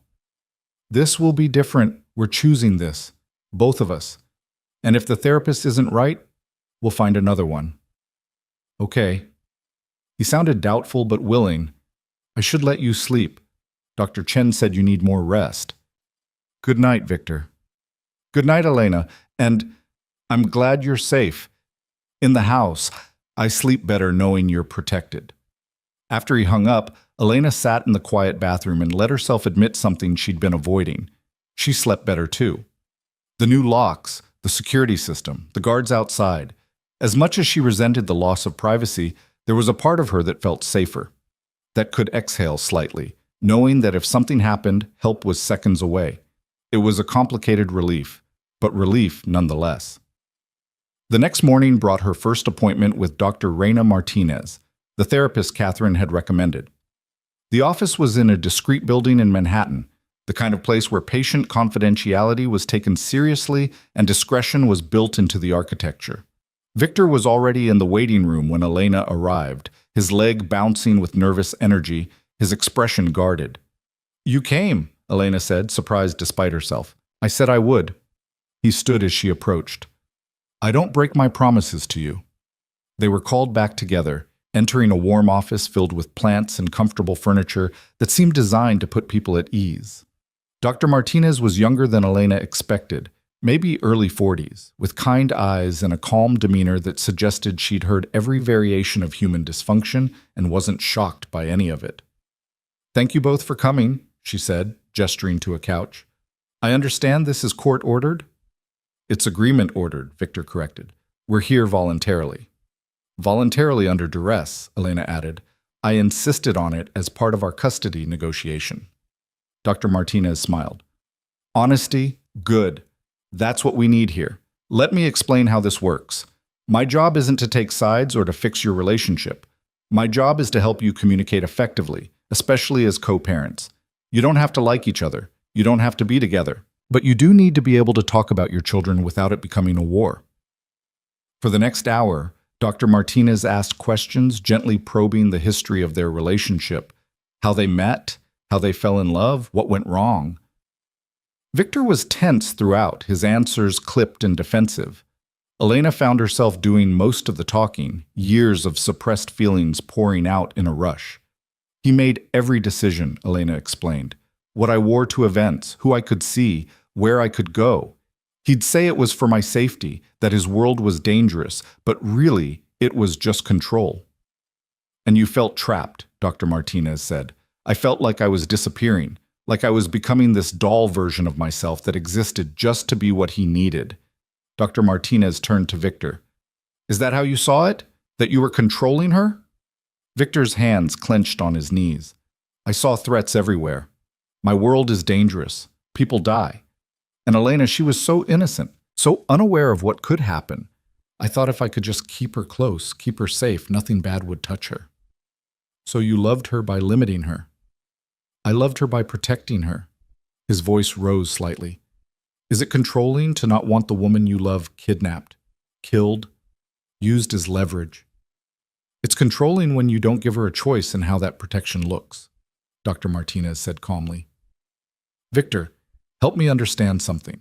When Elena tried to talk to you about needing more freedom, what happened? He stopped, his jaw working. I didn't listen. I told her she was being naive, that she didn't understand the dangers. You dismissed her concerns. Yes. And Elena, when he dismissed you, what did you do?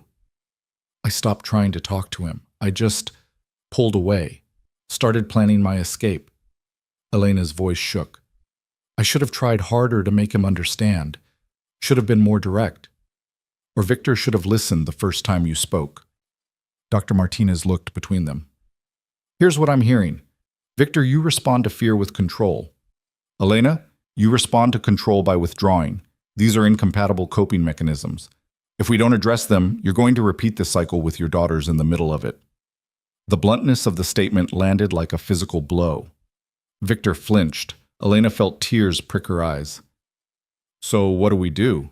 Victor asked, and for the first time since Elena had known him, he sounded genuinely lost. "We start with communication, real communication, not just talking at each other. We establish boundaries and respect them. We practice sitting with discomfort instead of trying to control it away." Dr. Martinez leaned forward. "And we acknowledge that both of you have trauma that's driving your behavior. Victor, you watched your father die. That's going to create hypervigilance. Elena, you experienced emotional abuse in your marriage. That's going to create fear of being controlled. Neither of those responses is wrong, but they can't drive your interactions anymore." They spent the rest of the session practicing what Dr. Martinez called active listening, repeating back what the other person said before responding, asking clarifying questions instead of assuming intent. It was awkward and stilted, both of them fumbling through exercises that felt artificial, but there was something powerful in it too. In hearing Victor say, "What I'm hearing is that you felt invisible in our marriage, is that right?" And Elena responding, "What I'm hearing is that you were terrified something would happen to me, is that right?" When the session ended, they walked out together in silence, processing. On the street, Victor's car was waiting, but he made no move toward it. "That was harder than I expected," he said finally. "Yeah." Elena pulled her coat tighter against the March wind. "But maybe useful?" "Maybe." He looked at her, and there was something raw in his expression. "I never thought about it that way, that I was dismissing you. In my head, I was just keeping you safe." "I know. But Victor, your intentions don't change the impact. I still felt suffocated." "I know. I'm starting to understand that." He shoved his hands in his pockets. "Can I drive you home?" "No agenda, just, I don't like you taking the subway in your condition." Elena almost said no on principle, but she was tired, her back ached, and the subway stairs seemed insurmountable suddenly. "Okay, but I'm choosing the music." The corner of his mouth ticked up. "Deal." In the car, Elena connected her phone and played the indie folk Victor had always hated, smiling slightly when he grimaced but didn't complain. They drove through Manhattan in companionable quiet, and for a moment, Elena could almost pretend they were just two people who'd loved each other once, instead of two people trying to figure out how to not destroy each other now. "I have a business dinner Friday," Victor said as they crossed into Brooklyn. "It's important. Potential partners from overseas. I know this is asking a lot, but would you consider coming? As my guest, not as an obligation. You can leave whenever you want. No pressure." Elena's first instinct was to refuse. Public appearances with Victor meant stepping back into that world, being seen as connected to him again. But she thought about Dr. Martinez's words about trying, about making effort from both sides. "What's the dress code?" "Formal. But I can have something sent over, maternity appropriate." "I'll find my own dress," Elena interrupted. "If I'm coming as myself, not as a version of me you've styled." Victor nodded, accepting the boundary. "Okay, thank you. It would mean a lot to have you there." The rest of the week passed in a strange new rhythm. Victor called every evening, not to demand or control, but just to check in, to ask about her day, to share small details about his. They were learning each other again, carefully, like people who'd been burned touching fire to see if it was still hot. Elena spent her days nesting, slowly making the townhouse feel like hers. She hung her own artwork, rearranged furniture, filled the kitchen with her favorite teas. The guards rotated shifts outside, and she learned their names, started to see them as people rather than symbols of her captivity. Dominic had a daughter in college. Paolo was getting married in the summer. They were just men doing a job, and that job happened to be keeping her alive. Dr. Chen visited for a home check, monitoring Elena's blood pressure and the baby's growth. Everything was progressing well, but the warnings about bed rest persisted. "You need to slow down," Dr. Chen said firmly. "I know you're trying to nest, but your body needs rest more than it needs a perfectly organized nursery." Friday arrived too quickly. Elena spent the afternoon getting ready, struggling into a black maternity gown she'd found at a boutique in Park Slope.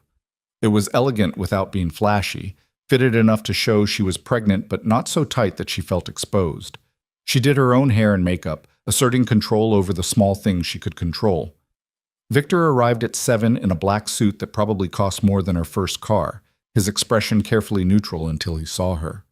Then something shifted in his eyes, heat and appreciation, and something softer that looked almost like wonder. "You look beautiful," he said quietly.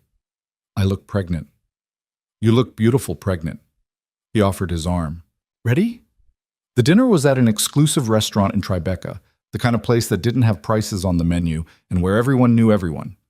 Victor's business associates were already there when they arrived, 2 men and a woman, all impeccably dressed, all radiating the kind of power that came from controlling resources others needed.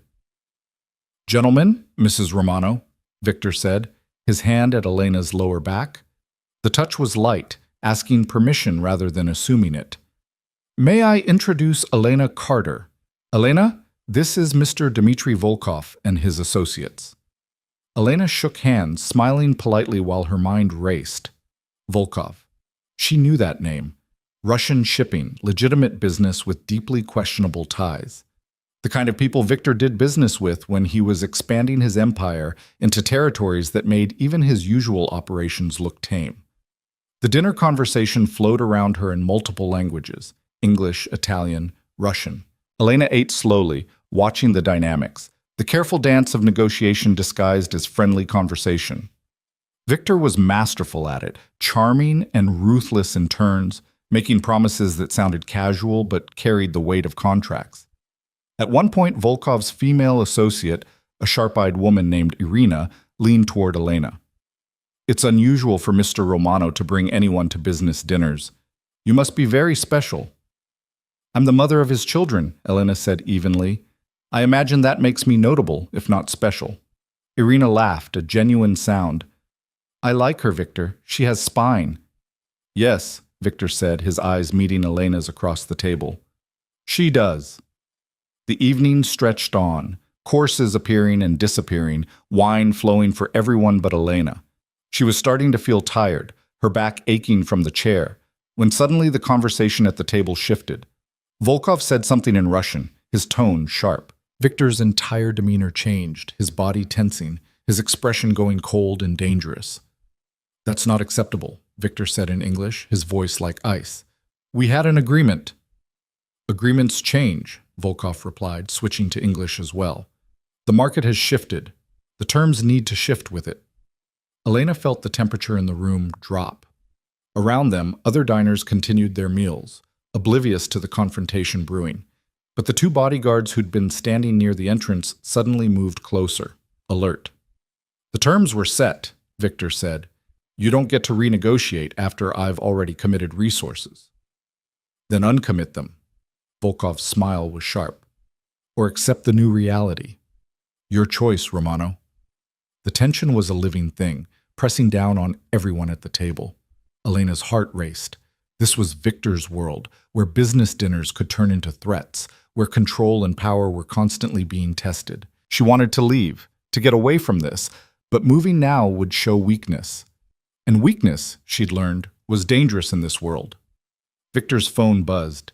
He glanced at it, and Elena saw his expression shift from cold anger to something else, something that looked like alarm.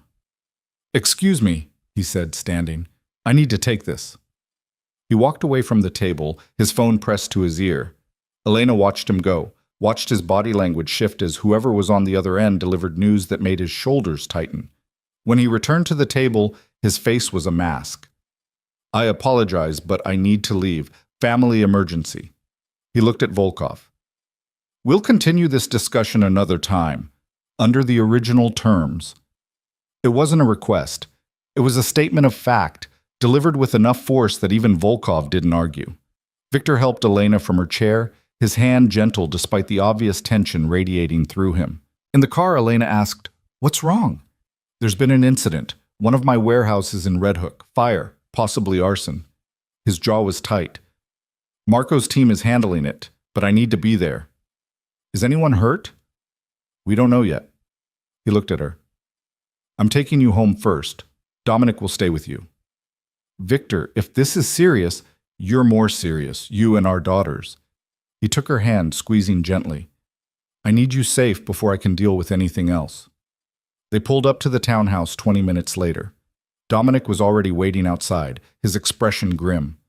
Victor walked Elena to the door, checking the locks and the security system himself before he'd leave. I'll call you when I know more, he promised. Lock the door behind me. Don't open it for anyone but the guards. Promise me. I promise. Be careful. Always. He hesitated, then leaned in and kissed her forehead, a brief touch that sent warmth through her entire body. Thank you for coming tonight. For trying. Then he was gone, disappearing into his car, Dominic closing the door behind her with a firm click.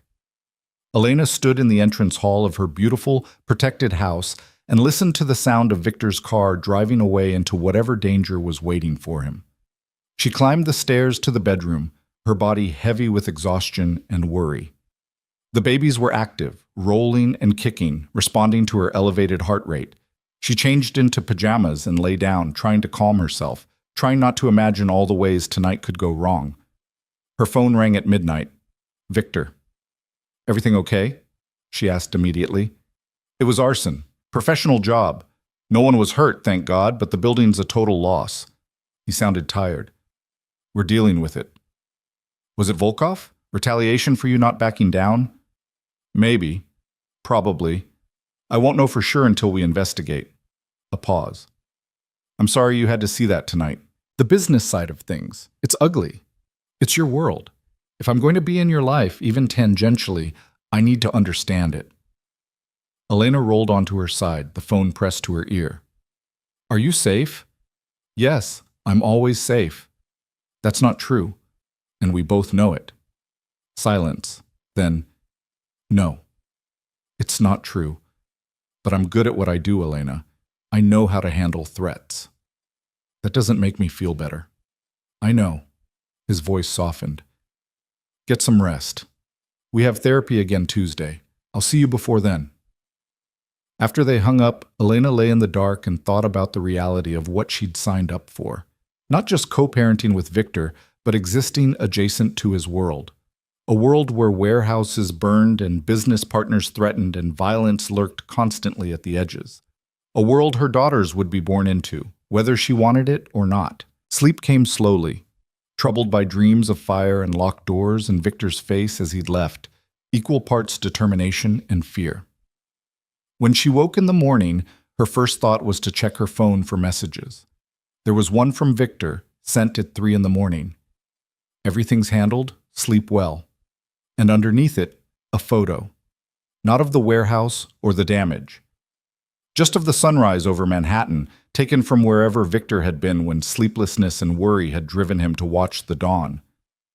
Elena stared at the image, this small offering of beauty in the middle of crisis, and felt something shift in her chest. Not forgiveness exactly. Not love, at least not the simple kind, but recognition. Recognition that Victor Romano was trying, in his complicated, imperfect way, to be better than he'd been. To show her a different version of himself. Whether that version could last, whether it was real or just performance, she didn't know yet. But she was beginning to think she wanted to find out. The warehouse fire turned out to be just the beginning. Over the next 2 weeks, 3 more of Victor's properties were targeted.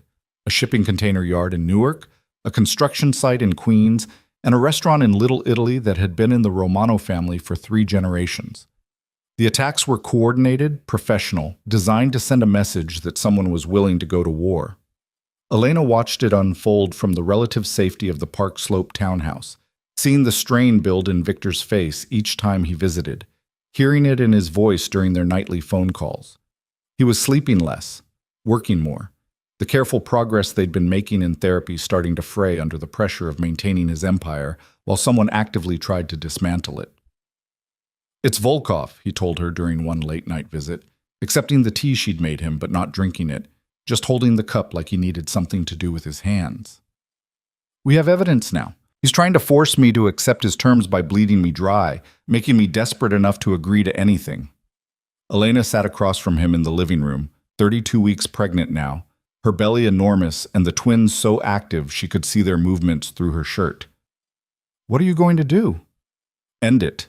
His voice was flat, emotionless in that way that meant he was feeling too much and locking it all down. There are ways to handle situations like this, permanent ways. The implication hung in the air between them, heavy and dark. Elena felt her heart rate spike, felt the babies respond to her stress with a flurry of kicks. You're talking about killing him. I'm talking about protecting what's mine. Victor finally looked at her, and his eyes were hard, the warmth she'd started to see in them over the past weeks completely absent. He's declared war, Elena. You don't win wars by being reasonable. You win them by not fighting them in the first place. She leaned forward, trying to catch his gaze, to find the man who'd been trying so hard to change underneath the ruthless crime boss who was taking over. Victor, if you do this, if you have him killed, there will be consequences. His people will retaliate. More violence, more danger. When does it end? It ends when I make it end. He set down the tea, standing abruptly. I didn't want to burden you with this. You're supposed to be resting, staying calm. Your blood pressure. My blood pressure is the least of my concerns right now. Elena struggled to her feet, refusing to have this conversation while he loomed over her. I'm concerned about you becoming the man I left again, the one who solves every problem with force and control. This isn't about control. This is about survival. It's always about survival with you. But Victor, at what cost? What kind of world are you creating for our daughters? One where violence is always the answer, where every conflict ends in bloodshed? His face darkened. I'm creating a world where they're safe, where no one dares touch them because they know what I'm capable of. You're creating a world where they grow up afraid, where they learn that love means dominance and protection means possession. Elena's voice cracked. I can't do this again. I can't watch you spiral into that darkness and pretend it's for my own good. Then don't watch. The words came out harsh, sharp enough to cut. I never asked you to be part of this side of my life. I've tried to keep you separate, to protect you from the ugly reality of what I do. But you keep pushing, keep demanding to understand, and now you're upset when you see the truth. The truth is that you're choosing violence when there are other options. You could walk away from the deal with Volkov. You could absorb the losses. I could show weakness and watch my entire organization crumble. Victor's voice rose, frustration and exhaustion bleeding through his control. You don't understand how this works, Elena. In my world, weakness is death. If I let Volkov get away with this, every other enemy I have will see an opening. They'll come after me, after my family, after you and our daughters. The only way to stop it is to make an example so brutal that no one ever tries this again. Elena felt tears burning in her eyes, felt the familiar suffocation of being told she didn't understand, that her concerns were naive, that Victor knew best. It was the same pattern as before, dressed up in different words but fundamentally unchanged. I can't be with someone who solves problems by killing people. Then it's good we're not together. The words were meant to hurt, and they did. Victor's expression was cold now, distant. We're co-parents, Elena. That's all. You don't get a vote in how I run my business. Your business affects our children, and I'm handling it the way I know how. He moved toward the door, done with the conversation, done with her objections. I'll send extra security. Until this situation is resolved, I don't want you leaving the house unless absolutely necessary. You don't get to tell me. I'm not telling you. I'm asking you. Please, Elena, just until this is over. Stay safe. Let me handle Volkov without worrying about you too. He left before she could respond, the door closing with a finality that echoed through the empty house. Elena stood in the living room, her hands on her belly, and felt the fragile peace they'd been building shatter like glass. She called Sarah, needing to hear a voice that wasn't tangled up in the Romano world. He's going to kill someone, she said without preamble when Sarah answered. There's this business rival, and Victor's going to have him killed, and I don't know what to do. Can you stop him? No, he made that very clear. I don't get a say in his business. Sarah was quiet for a moment. Elena, I'm going to say something you're not going to want to hear. You knew who Victor was when you got involved with him. You knew his family business wasn't legitimate. You can't expect him to suddenly become someone else just because you're having his children. I'm not asking him to become someone else. I'm asking him not to commit murder. In his world, that might be the same thing. Sarah's voice was gentle but firm. I'm not saying it's right. I'm saying you have to decide if you can accept the reality of who he is, not who you want him to be, who he actually is. After they hung up, Elena lay on the couch and stared at the ceiling, feeling her daughters move inside her and wondering what she'd done. She'd thought Victor could change, thought therapy and boundaries and honest communication could reshape him into someone who could exist in her world. But maybe Sarah was right.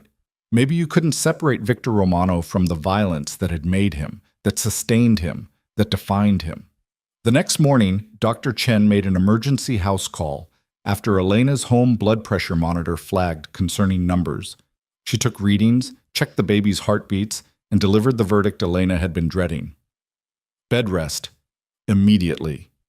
Dr. Chen's voice left no room for argument. Your blood pressure is dangerously high. If it doesn't come down, we're looking at preeclampsia, possible early delivery. These babies need more time to develop. That means you need to rest. Complete rest. No stress, no excitement, nothing that elevates your heart rate. I'm 32 weeks.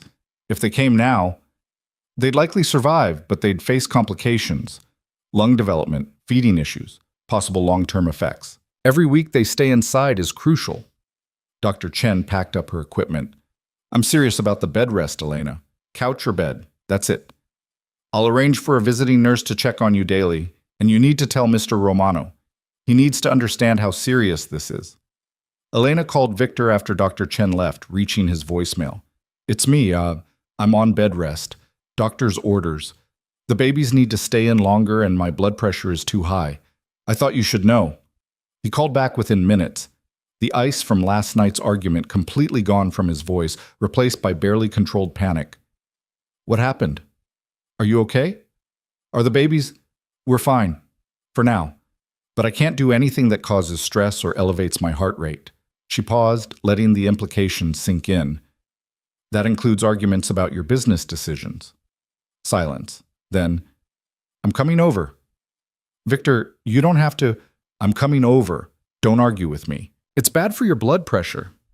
20 minutes later, he was at her door with Marco and another man she didn't recognize, both of them carrying equipment. This is David, Victor explained as they set up in her living room. He's a nurse, former Army medic.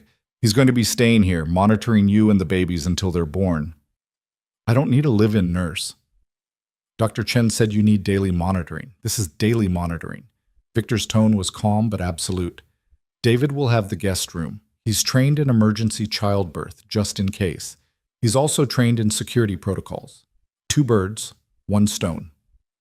Elena wanted to argue, wanted to assert her independence, but she was too tired and too scared. The truth was, having someone medically trained in the house did make her feel safer, and David seemed nice enough, professional and quiet, promising to stay out of her way unless she needed him. After Marco and David retreated to set up the monitoring equipment, Victor sat on the edge of the couch where Elena was propped up with pillows. I'm sorry, he said quietly, about last night, about putting you in a position where you had to worry about my decisions. Are you still going to do it? Kill Volkov? I'm going to handle the situation. He wouldn't meet her eyes. But I'm going to try to do it in a way that doesn't involve anyone dying. There are other options: financial pressure, legal complications, strategic partnerships that cut him out. I'm exploring all of them. Because I asked you to? Because you're right. He finally looked at her, and the vulnerability in his expression was startling. I was falling back into old patterns, solving problems the way my uncle taught me to solve them, with force and fear. But that's not who I want to be anymore. Not for you, and especially not for them. His hand moved to her belly, resting gently on the curve where their daughters grew. Elena covered his hand with hers. I know this is hard for you. I know going against your instincts feels like weakness. But Victor, there's strength in restraint, in choosing the harder path because it's the right one. I'm trying to believe that. His thumb traced small circles on her belly. How are they? The babies? Active, especially at night. I think they're training for a career in kickboxing. She smiled slightly. Dr. Chen says they're healthy, just need more time to develop. Every day counts at this point. Then we'll get you every day possible. Victor stood, his expression shifting into problem-solving mode. I'm having meals delivered, prepared by a nutritionist who specializes in high-risk pregnancies. David will monitor your vitals 3 times a day. I've arranged for a massage therapist who's trained in prenatal care to come twice a week. It'll help with circulation and stress. And, Victor, stop. Elena held up a hand. This is you trying to control everything again. This is me trying to take care of you. It's both, and I need you to understand the difference. She softened her voice. I appreciate the help. I do, but I need to feel like I have some say in my own care. Can we compromise? You suggest things, and I decide which ones I want. He looked pained, but nodded. Okay. Yes, I can do that. Good. Then here's what I want. The nutritionist meals sound great. The massage therapist too. But I want to choose when David checks my vitals, not have it on a rigid schedule. And I want you to visit, but not hover. Does that work? That works. He pulled out his phone, making notes. I'll arrange everything. And Elena, thank you. For what? For still believing I can do this. Be better. He looked at her with such raw honesty that it made her chest ache. Half the time I don't believe it myself. But when you look at me like you're looking at me right now, like I'm worth the effort, it makes me want to try harder. Over the next week, they fell into a new routine. Elena spent her days on the couch or in bed, reading baby books and trying not to think about all the things she should be doing to prepare. David was a quiet, reassuring presence, checking her blood pressure and the baby's heartbeats without making it feel intrusive. Victor visited every evening, bringing dinner and staying to talk about everything except his ongoing war with Volkov. Their therapy sessions moved to video calls, Dr. Martinez conducting them from her office while Elena participated from the couch, and Victor called in from wherever his day had taken him. They worked on communication, on recognizing when old patterns were emerging, on finding ways to support each other that didn't involve control or withdrawal. I'm proud of both of you, Dr. Martinez said during their third virtual session. The progress you've made in such a short time is remarkable. Victor, you're learning to ask instead of demand. Elena, you're learning to express your needs before resentment builds. These are crucial skills for co-parenting. It doesn't always feel like progress, Elena admitted. Sometimes it feels like we're just barely keeping it together. That's because you are, Dr. Martinez said with a smile. Change is messy and hard and uncomfortable, but you're doing it. That's what matters.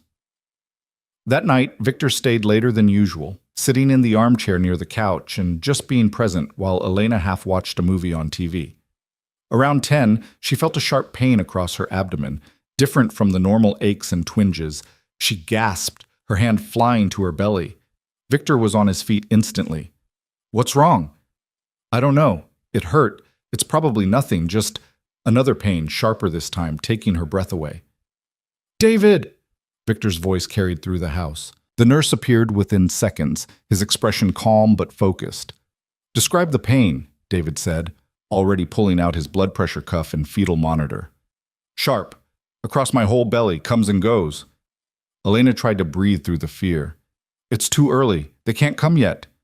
David worked quickly, his hands gentle as he positioned the monitors. Your blood pressure is elevated. I'm picking up both heartbeats, strong and steady. The pain could be Braxton Hicks contractions, which are normal, but given your condition, I want to be safe. I'm calling Dr. Chen. The next hour was a blur of activity. Dr. Chen arrived, examined Elena, and confirmed what David had suspected. Early contractions, not labor yet, but a warning sign that needed to be taken seriously. We need to stop these contractions, she said. I'm going to admit you to the hospital. We'll give you medications to slow them down, monitor you closely. If we're lucky, we can buy you a few more weeks. And if we're not lucky? Victor's voice was tight with fear.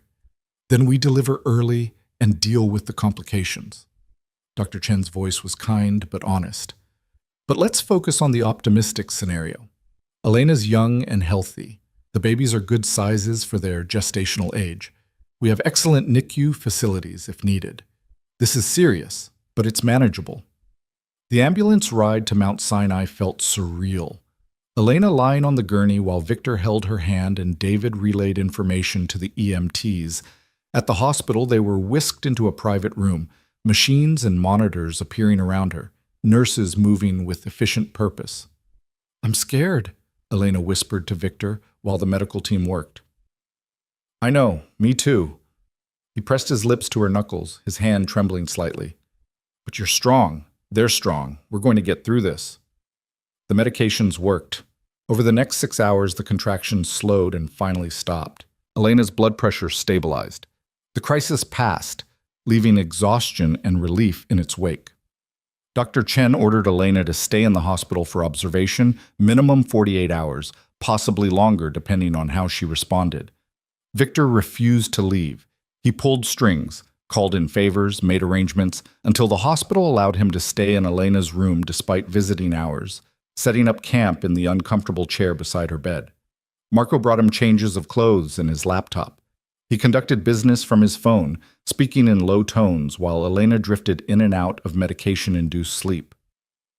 On the second day, Elena woke to find Victor asleep in the chair, his head tilted at an angle that would leave his neck aching, his hand still holding hers even in sleep. He looked younger like this, vulnerable, the lines of stress and control smoothed away. She studied him, this complicated man who loved so fiercely and so destructively, and felt something shift in her heart. She'd spent so long being angry at him, afraid of him, fighting against what he represented. But looking at him now, keeping vigil beside her hospital bed, refusing to leave despite the empire that needed his attention, she saw something else. Saw the man he was trying to become, imperfect and struggling, but genuinely trying. Victor stirred, his eyes opening and immediately finding hers. "You're awake. How do you feel?" "Tired. Sore. But okay." She squeezed his hand. "You look terrible. When was the last time you slept more than an hour?" "I'm fine." "You're exhausted.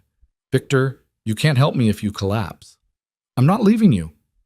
"I'm not asking you to leave. I'm asking you to take care of yourself." She gestured to the small couch against the wall. "Lie down. Actually sleep. I'll be here when you wake up." He looked like he wanted to argue, but exhaustion won. He moved to the couch, and within minutes his breathing evened out into real sleep. Elena watched him for a while, then turned her attention to the monitors beside her bed, watching the readouts of 2 tiny heartbeats, strong and steady. "Your father is trying," she whispered to her daughters. "He's difficult and controlling, and sometimes impossible, but he's trying. And maybe that's what love looks like sometimes. Not perfect, not easy, but genuine effort to be better." Dr. Chen visited that evening with good news. "Contractions have completely stopped. Blood pressure is stable. I think we're out of the woods for now. But Elena, you're staying on complete bed rest until delivery. No exceptions. And we're moving up the delivery date. I want to schedule a C-section for 37 weeks. That gives the babies time to develop while minimizing the risk of complications." "So 37 weeks is 5 weeks away," Elena said, doing the math. 5 weeks of bed rest. "I know it's hard, but it's necessary." Dr. Chen looked at Victor, who'd woken when she entered. "Mr. Romano, she's going to need help. Round-the-clock support. Can you arrange that?" "Already done." Victor's voice was hoarse from sleep. "Whatever she needs." They were discharged the next day with strict instructions and enough medications to stock a pharmacy. The ride home was quiet, Elena processing the reality that in 5 weeks, just 5 weeks, she would meet her daughters. The townhouse felt different when they arrived, both safer and more confining. Her world was narrowing to these rooms, this couch, this bed. Victor helped her get settled, moving around the space with surprising gentleness. "I'm staying tonight," he said, not asking. "I already cleared my schedule for tomorrow, too. I want to make sure you're okay before I go back to work." "What about Volkov? The situation?" "Being handled. I took your advice, found another way." He sat on the edge of the couch. "I reached out to some of his competitors, offered them information about his operations in exchange for them putting pressure on him financially. Legal pressure. Nothing violent. It's slower than my original plan, but it's working." He's backed off. Elena felt tears prick her eyes. "You did that for me?"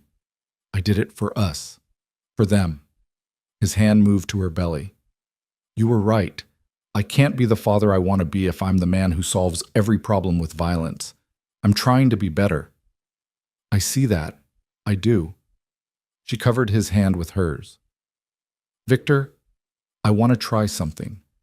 I want to ask you a question, and I want you to be completely honest. Okay. If I asked you to marry me again, not for show, not for legal protection, but because we wanted to build a real partnership, what would you say? Victor stared at her, shock written across his face. What? You heard me. Would you marry me? Not the way we did before, rushing into it because you wanted to claim me, but slowly, carefully, building something real together. Elena, is this the medication talking? No, this is me, completely clear-headed, asking you if you think we could make this work. Not just as co-parents, but as partners. As people who choose each other every day, not out of obligation or circumstance, but because we want to. He was quiet for a long time, his eyes searching hers. When he spoke, his voice was thick with emotion. I would say yes. I would say yes 1,000 times. But Elena, I don't want you to feel pressured. I don't want you to think you owe me this because I'm trying to change. I don't feel pressured. I feel hopeful. She smiled, tears sliding down her cheeks. I feel like maybe we could do this right this time. Not perfect, but real, honest, built on actual partnership instead of control. Then yes. Victor leaned forward, resting his forehead against hers. Yes, I'll marry you. I'll spend every day trying to deserve you. I'll mess up and struggle and probably drive you crazy. But I'll never stop trying to be the man you need me to be. That's all I'm asking. Elena kissed him, soft and gentle, a promise and a beginning. We'll do it after the babies are born, when things are calmer, a small ceremony, just us and the people we love. Whatever you want, however you want it. His thumb brushed away her tears. I love you. I never stopped loving you, even when you left, even when I was furious and hurt and determined to find you. I loved you through all of it. I know, I loved you too. That's why it hurt so much. She pulled back slightly. But Victor, we need to be clear about something. If you fall back into old patterns, if you start trying to control me again, I will leave. I will take our daughters and I will leave, and this time I won't come back. Do you understand? I understand, and I won't let that happen. His voice was firm, absolute. I'm not the same man I was. I refuse to be. They sat together on the couch, planning a future that felt both impossible and inevitable, until Elena's exhaustion pulled her toward sleep. Victor helped her to bed, tucking her in with a tenderness that made her chest ache, and settled into the chair beside her to keep watch. As Elena drifted off, she felt her daughters moving inside her, these two lives that had brought her and Victor back together, that had forced them both to become better versions of themselves. In 5 weeks, everything would change again. But for now, in this quiet moment, Elena let herself believe in possibility. Believe that love could be rebuilt, that people could change, that two broken people could create something whole together. It was a fragile belief, but it was hers, and she held on to it with both hands as sleep claimed her, Victor's steady presence beside her, and 5 weeks of waiting stretching out before them like a promise. The 5 weeks passed in a strange suspension of time, each day blending into the next in a rhythm of bed rest and monitoring, of Victor's evening visits and Sarah's video calls, of feeling her daughters grow stronger inside her while the world outside continued its chaotic spin. Elena read every parenting book she could find, watched countless hours of terrible television, and learned to accept help without feeling like she was surrendering her independence. Victor kept his promise. He didn't hover, didn't try to control every aspect of her care, but he was present in ways that mattered. He brought her favorite foods, sat with her through the long afternoons, and talked about everything from baby names to the business he was slowly, deliberately reforming.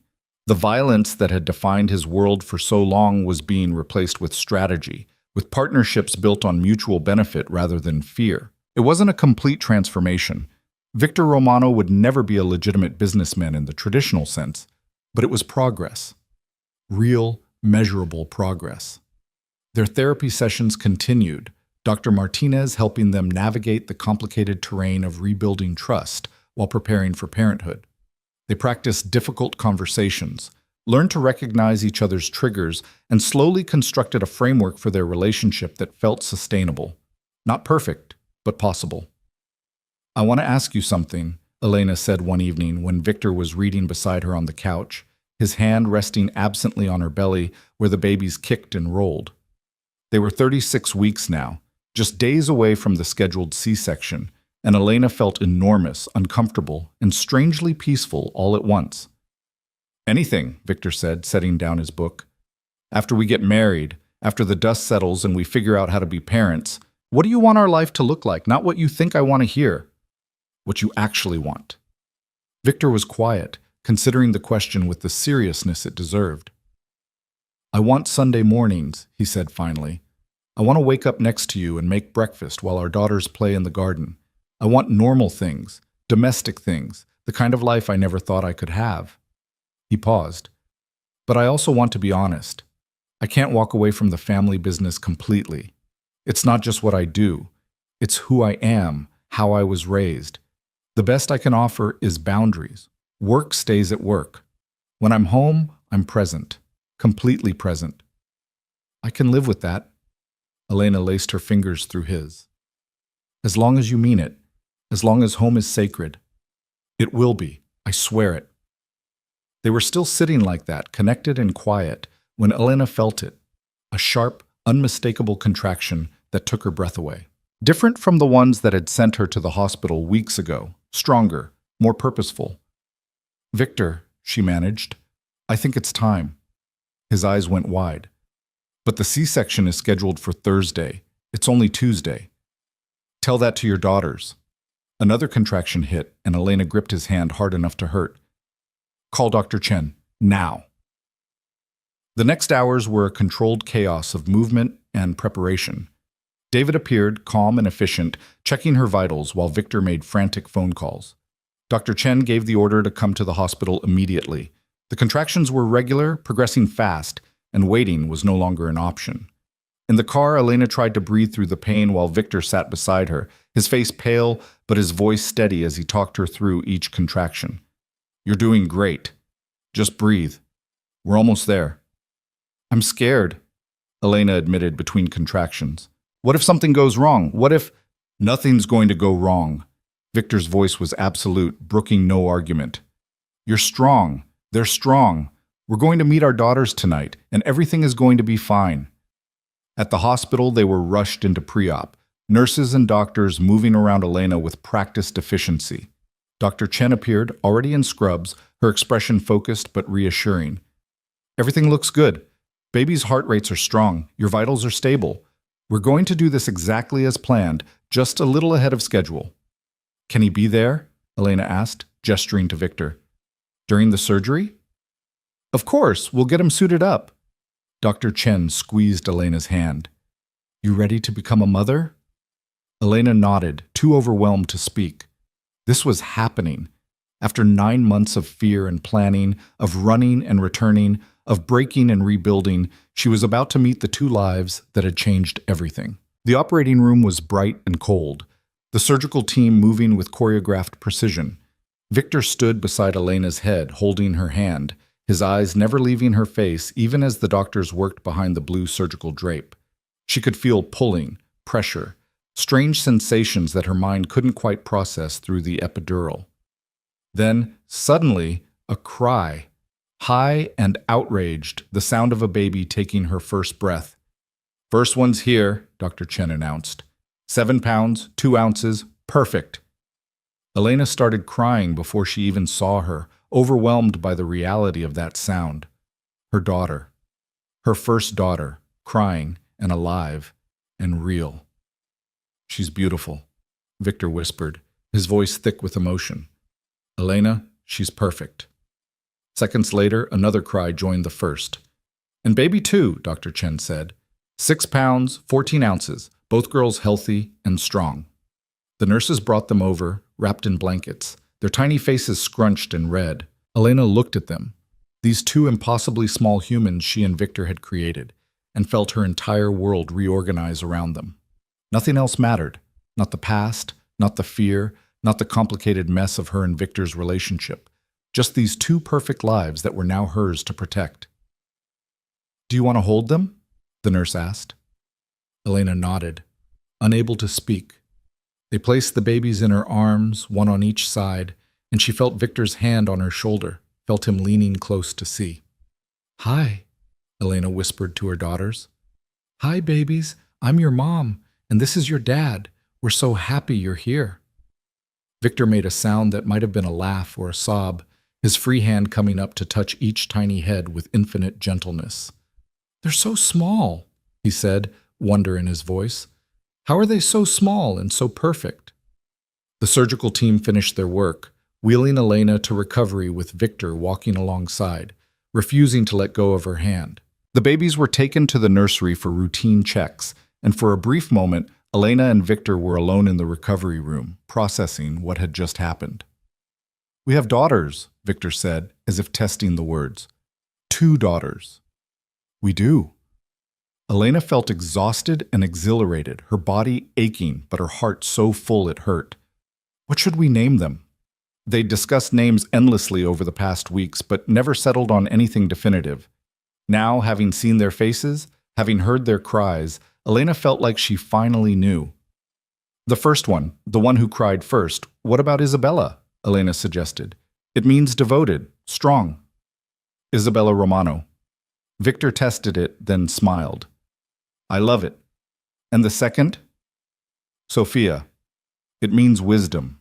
I want them to be wiser than we were, to make better choices." "Isabella and Sophia."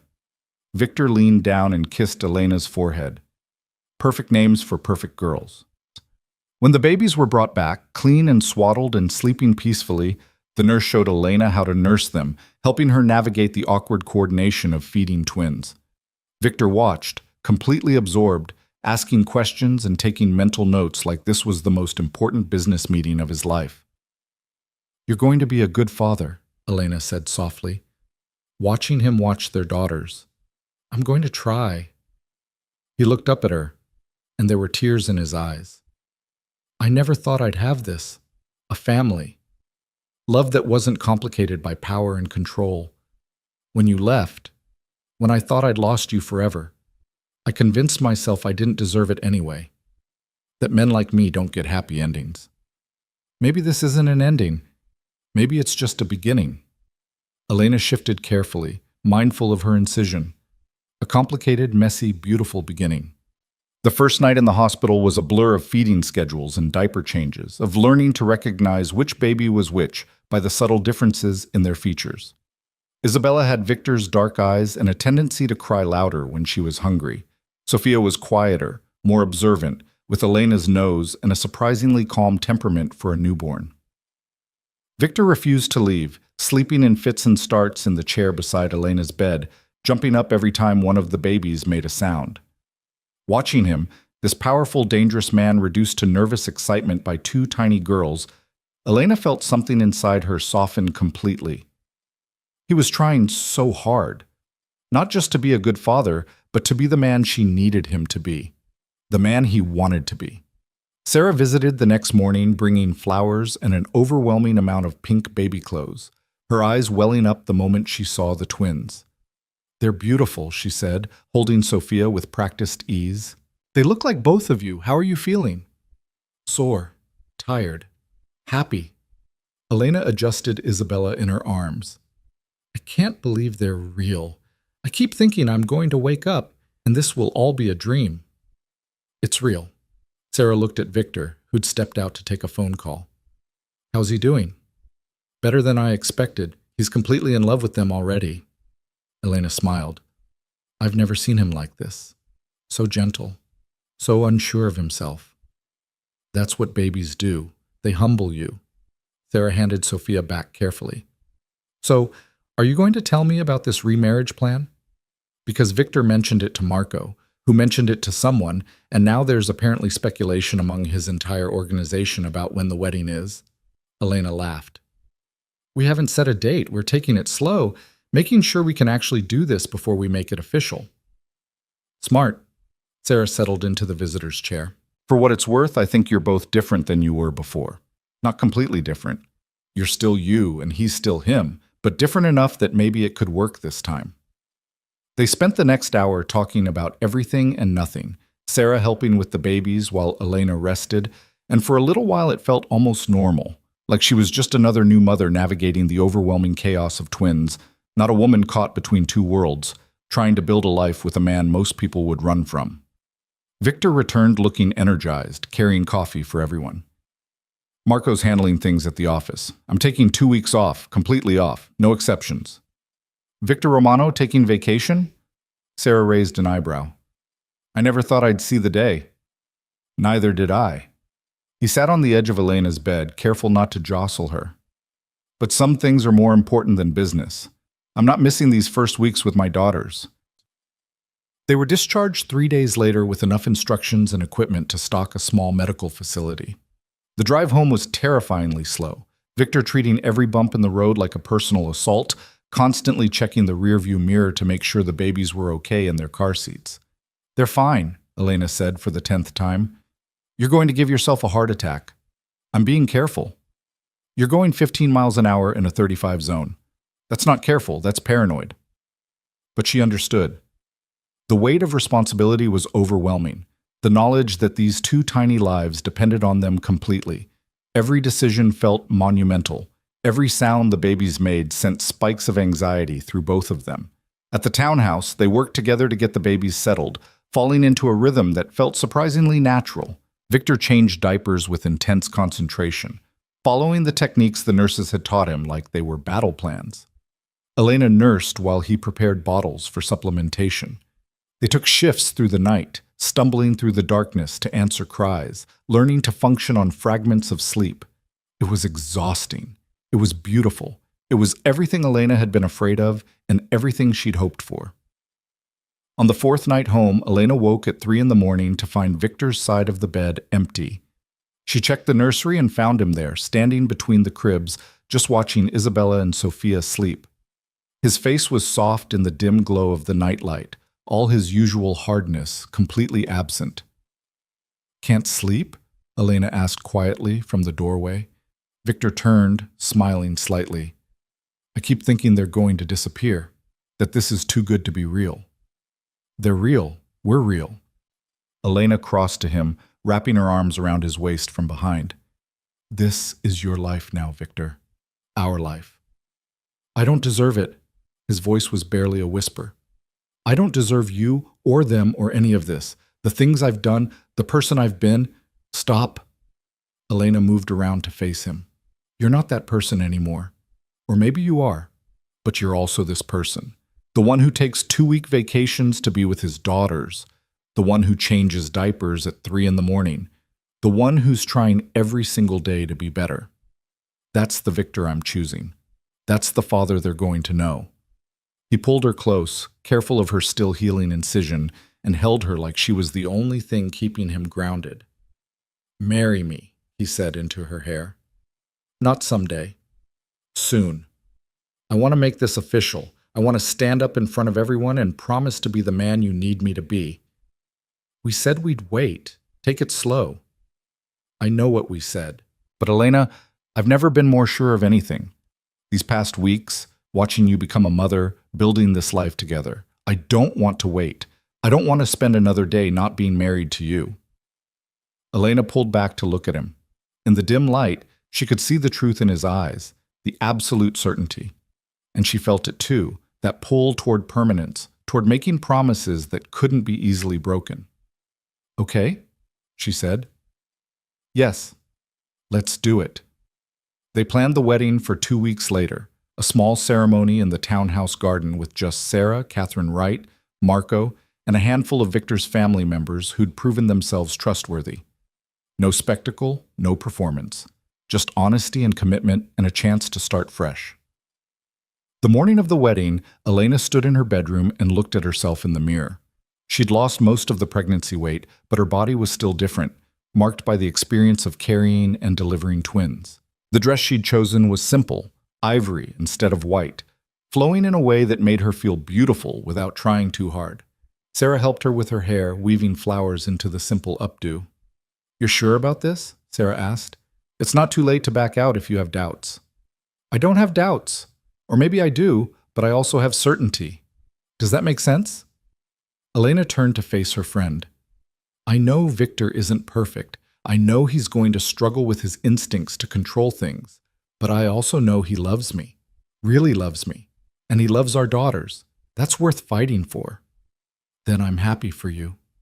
Sarah hugged her carefully. You deserve this. Both of you deserve a chance to get it right. Downstairs, the garden had been transformed.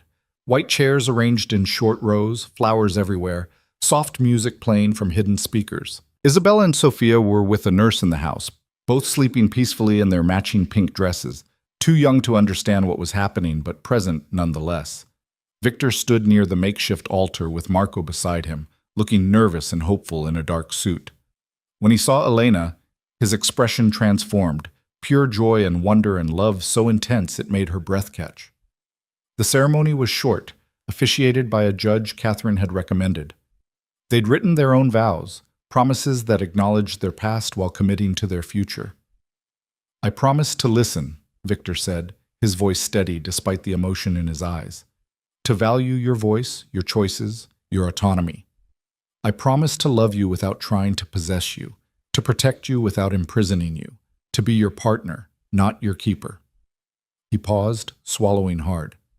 And I promise to fail sometimes, because I'm human and flawed. But I also promise to keep trying, every single day, for as long as you'll have me. Elena felt tears streaming down her face. I promise to trust you, she said. To believe in your ability to change, to grow. I promise to tell you when I'm scared instead of running, to fight for us instead of against you. She smiled through the tears. I promise to remember that love isn't about perfection. It's about choosing each other, even when it's hard. Especially when it's hard. They exchanged rings, simple bands that felt weighted with meaning. And when the judge pronounced them married, Victor kissed her with a tenderness that made the small gathering of witnesses collectively sigh. The reception was equally simple. Champagne and cake in the garden, toasts from Sarah and Marco that were heartfelt and slightly embarrassing. Catherine gave a brief speech about the legal significance of marriage and their custody arrangement, making everyone laugh when she ended with, "And now you two can stop making my job so complicated." As the sun set and their guests mingled, Victor pulled Elena aside to the quiet corner of the garden where the roses grew wild against the back fence. "Thank you," he said, holding both her hands. "For what?" "For giving me another chance, for believing I could be better, for bringing our daughters into the world and making me a father." He touched her face gently. "For not giving up on me even when I'd given up on myself." "We saved each other," Elena said simply. "You showed me I could be strong enough to demand what I needed. I showed you that love doesn't have to be controlling to be real. We're better together than we were apart." A cry from the house interrupted them. Isabella, probably, with her impressive lung capacity. They walked back together, hand in hand, and found the babies awake and demanding attention. Victor picked up Isabella while Elena took Sophia, and they stood there in the garden surrounded by their small circle of loved ones, holding their daughters and each other, and felt the weight of everything they'd been through and everything they'd become. "This is it," Elena said softly, looking around at the scene. "This is the life we built." "It's better than anything I imagined," Victor replied. And for the first time since Elena had known him, he looked completely at peace. The months that followed were an adjustment, learning to navigate parenthood and marriage simultaneously. Victor kept his promise about boundaries, keeping work separate from home, being present when he was with them. Elena learned to trust that presence, to believe that he really had changed in fundamental ways. They had fights, of course, disagreements about discipline strategies, about security protocols around the babies, about 1,000 small things that felt monumental in the moment. But they also had Dr. Martinez, who helped them work through conflicts before they became crises. They had their commitment to honesty, to saying the hard things before resentment could build. They had the memory of what they'd almost lost, keeping them humble and grateful. Isabella and Sophia grew fast, hitting milestones that made Elena's heart ache with how quickly time was passing. Their first smiles, their first laughs, the way they seemed to recognize their parents' voices.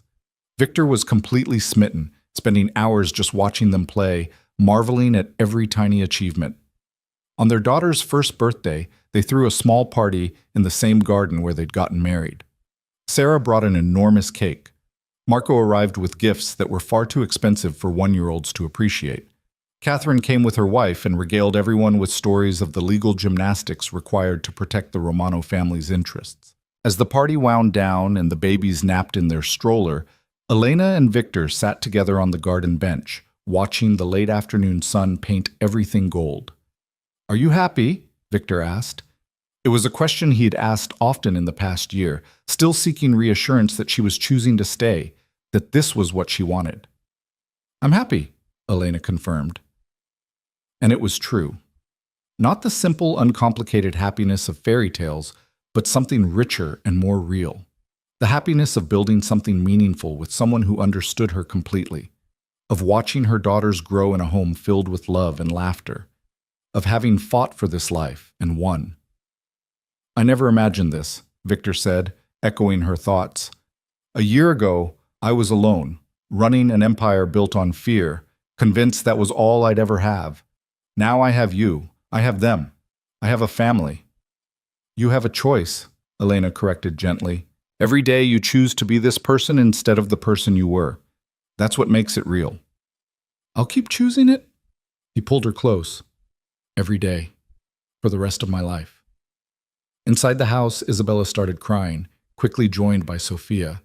The synchronized wake-up that Elena and Victor had learned to recognize. They stood together, moving toward the sound with the practiced ease of parents who'd learned to function on minimal sleep and maximum love. This was their life now. Not perfect, not simple, but wholly, completely theirs. Built on honesty and hard work, on forgiveness and faith, on the belief that people could change if they wanted it badly enough. As Elena lifted Isabella and Victor picked up Sophia, as they soothed their daughters and smiled at each other over their small, dark heads, Elena felt the last piece of her fear dissolve. This was real. This was lasting. This was the family they'd built from the wreckage of their first attempt. Stronger and truer because of everything they'd survived. "I love you," she said to Victor, the words as easy as breathing now. "I love you too," he replied. "All three of you. More than I knew it was possible to love anything." And in that moment, surrounded by the chaos and joy of their daughters, standing in the garden where they'd made their promises, Elena and Victor Romano weren't a crime boss and his escaped wife anymore. They were just parents, just partners, just two people who'd found their way back to each other and built something beautiful from the broken pieces. The past would always be part of their story, but it didn't define their future. Not anymore. They had chosen love, chosen family, chosen each other. And that choice, made new each day, was enough to build a lifetime on.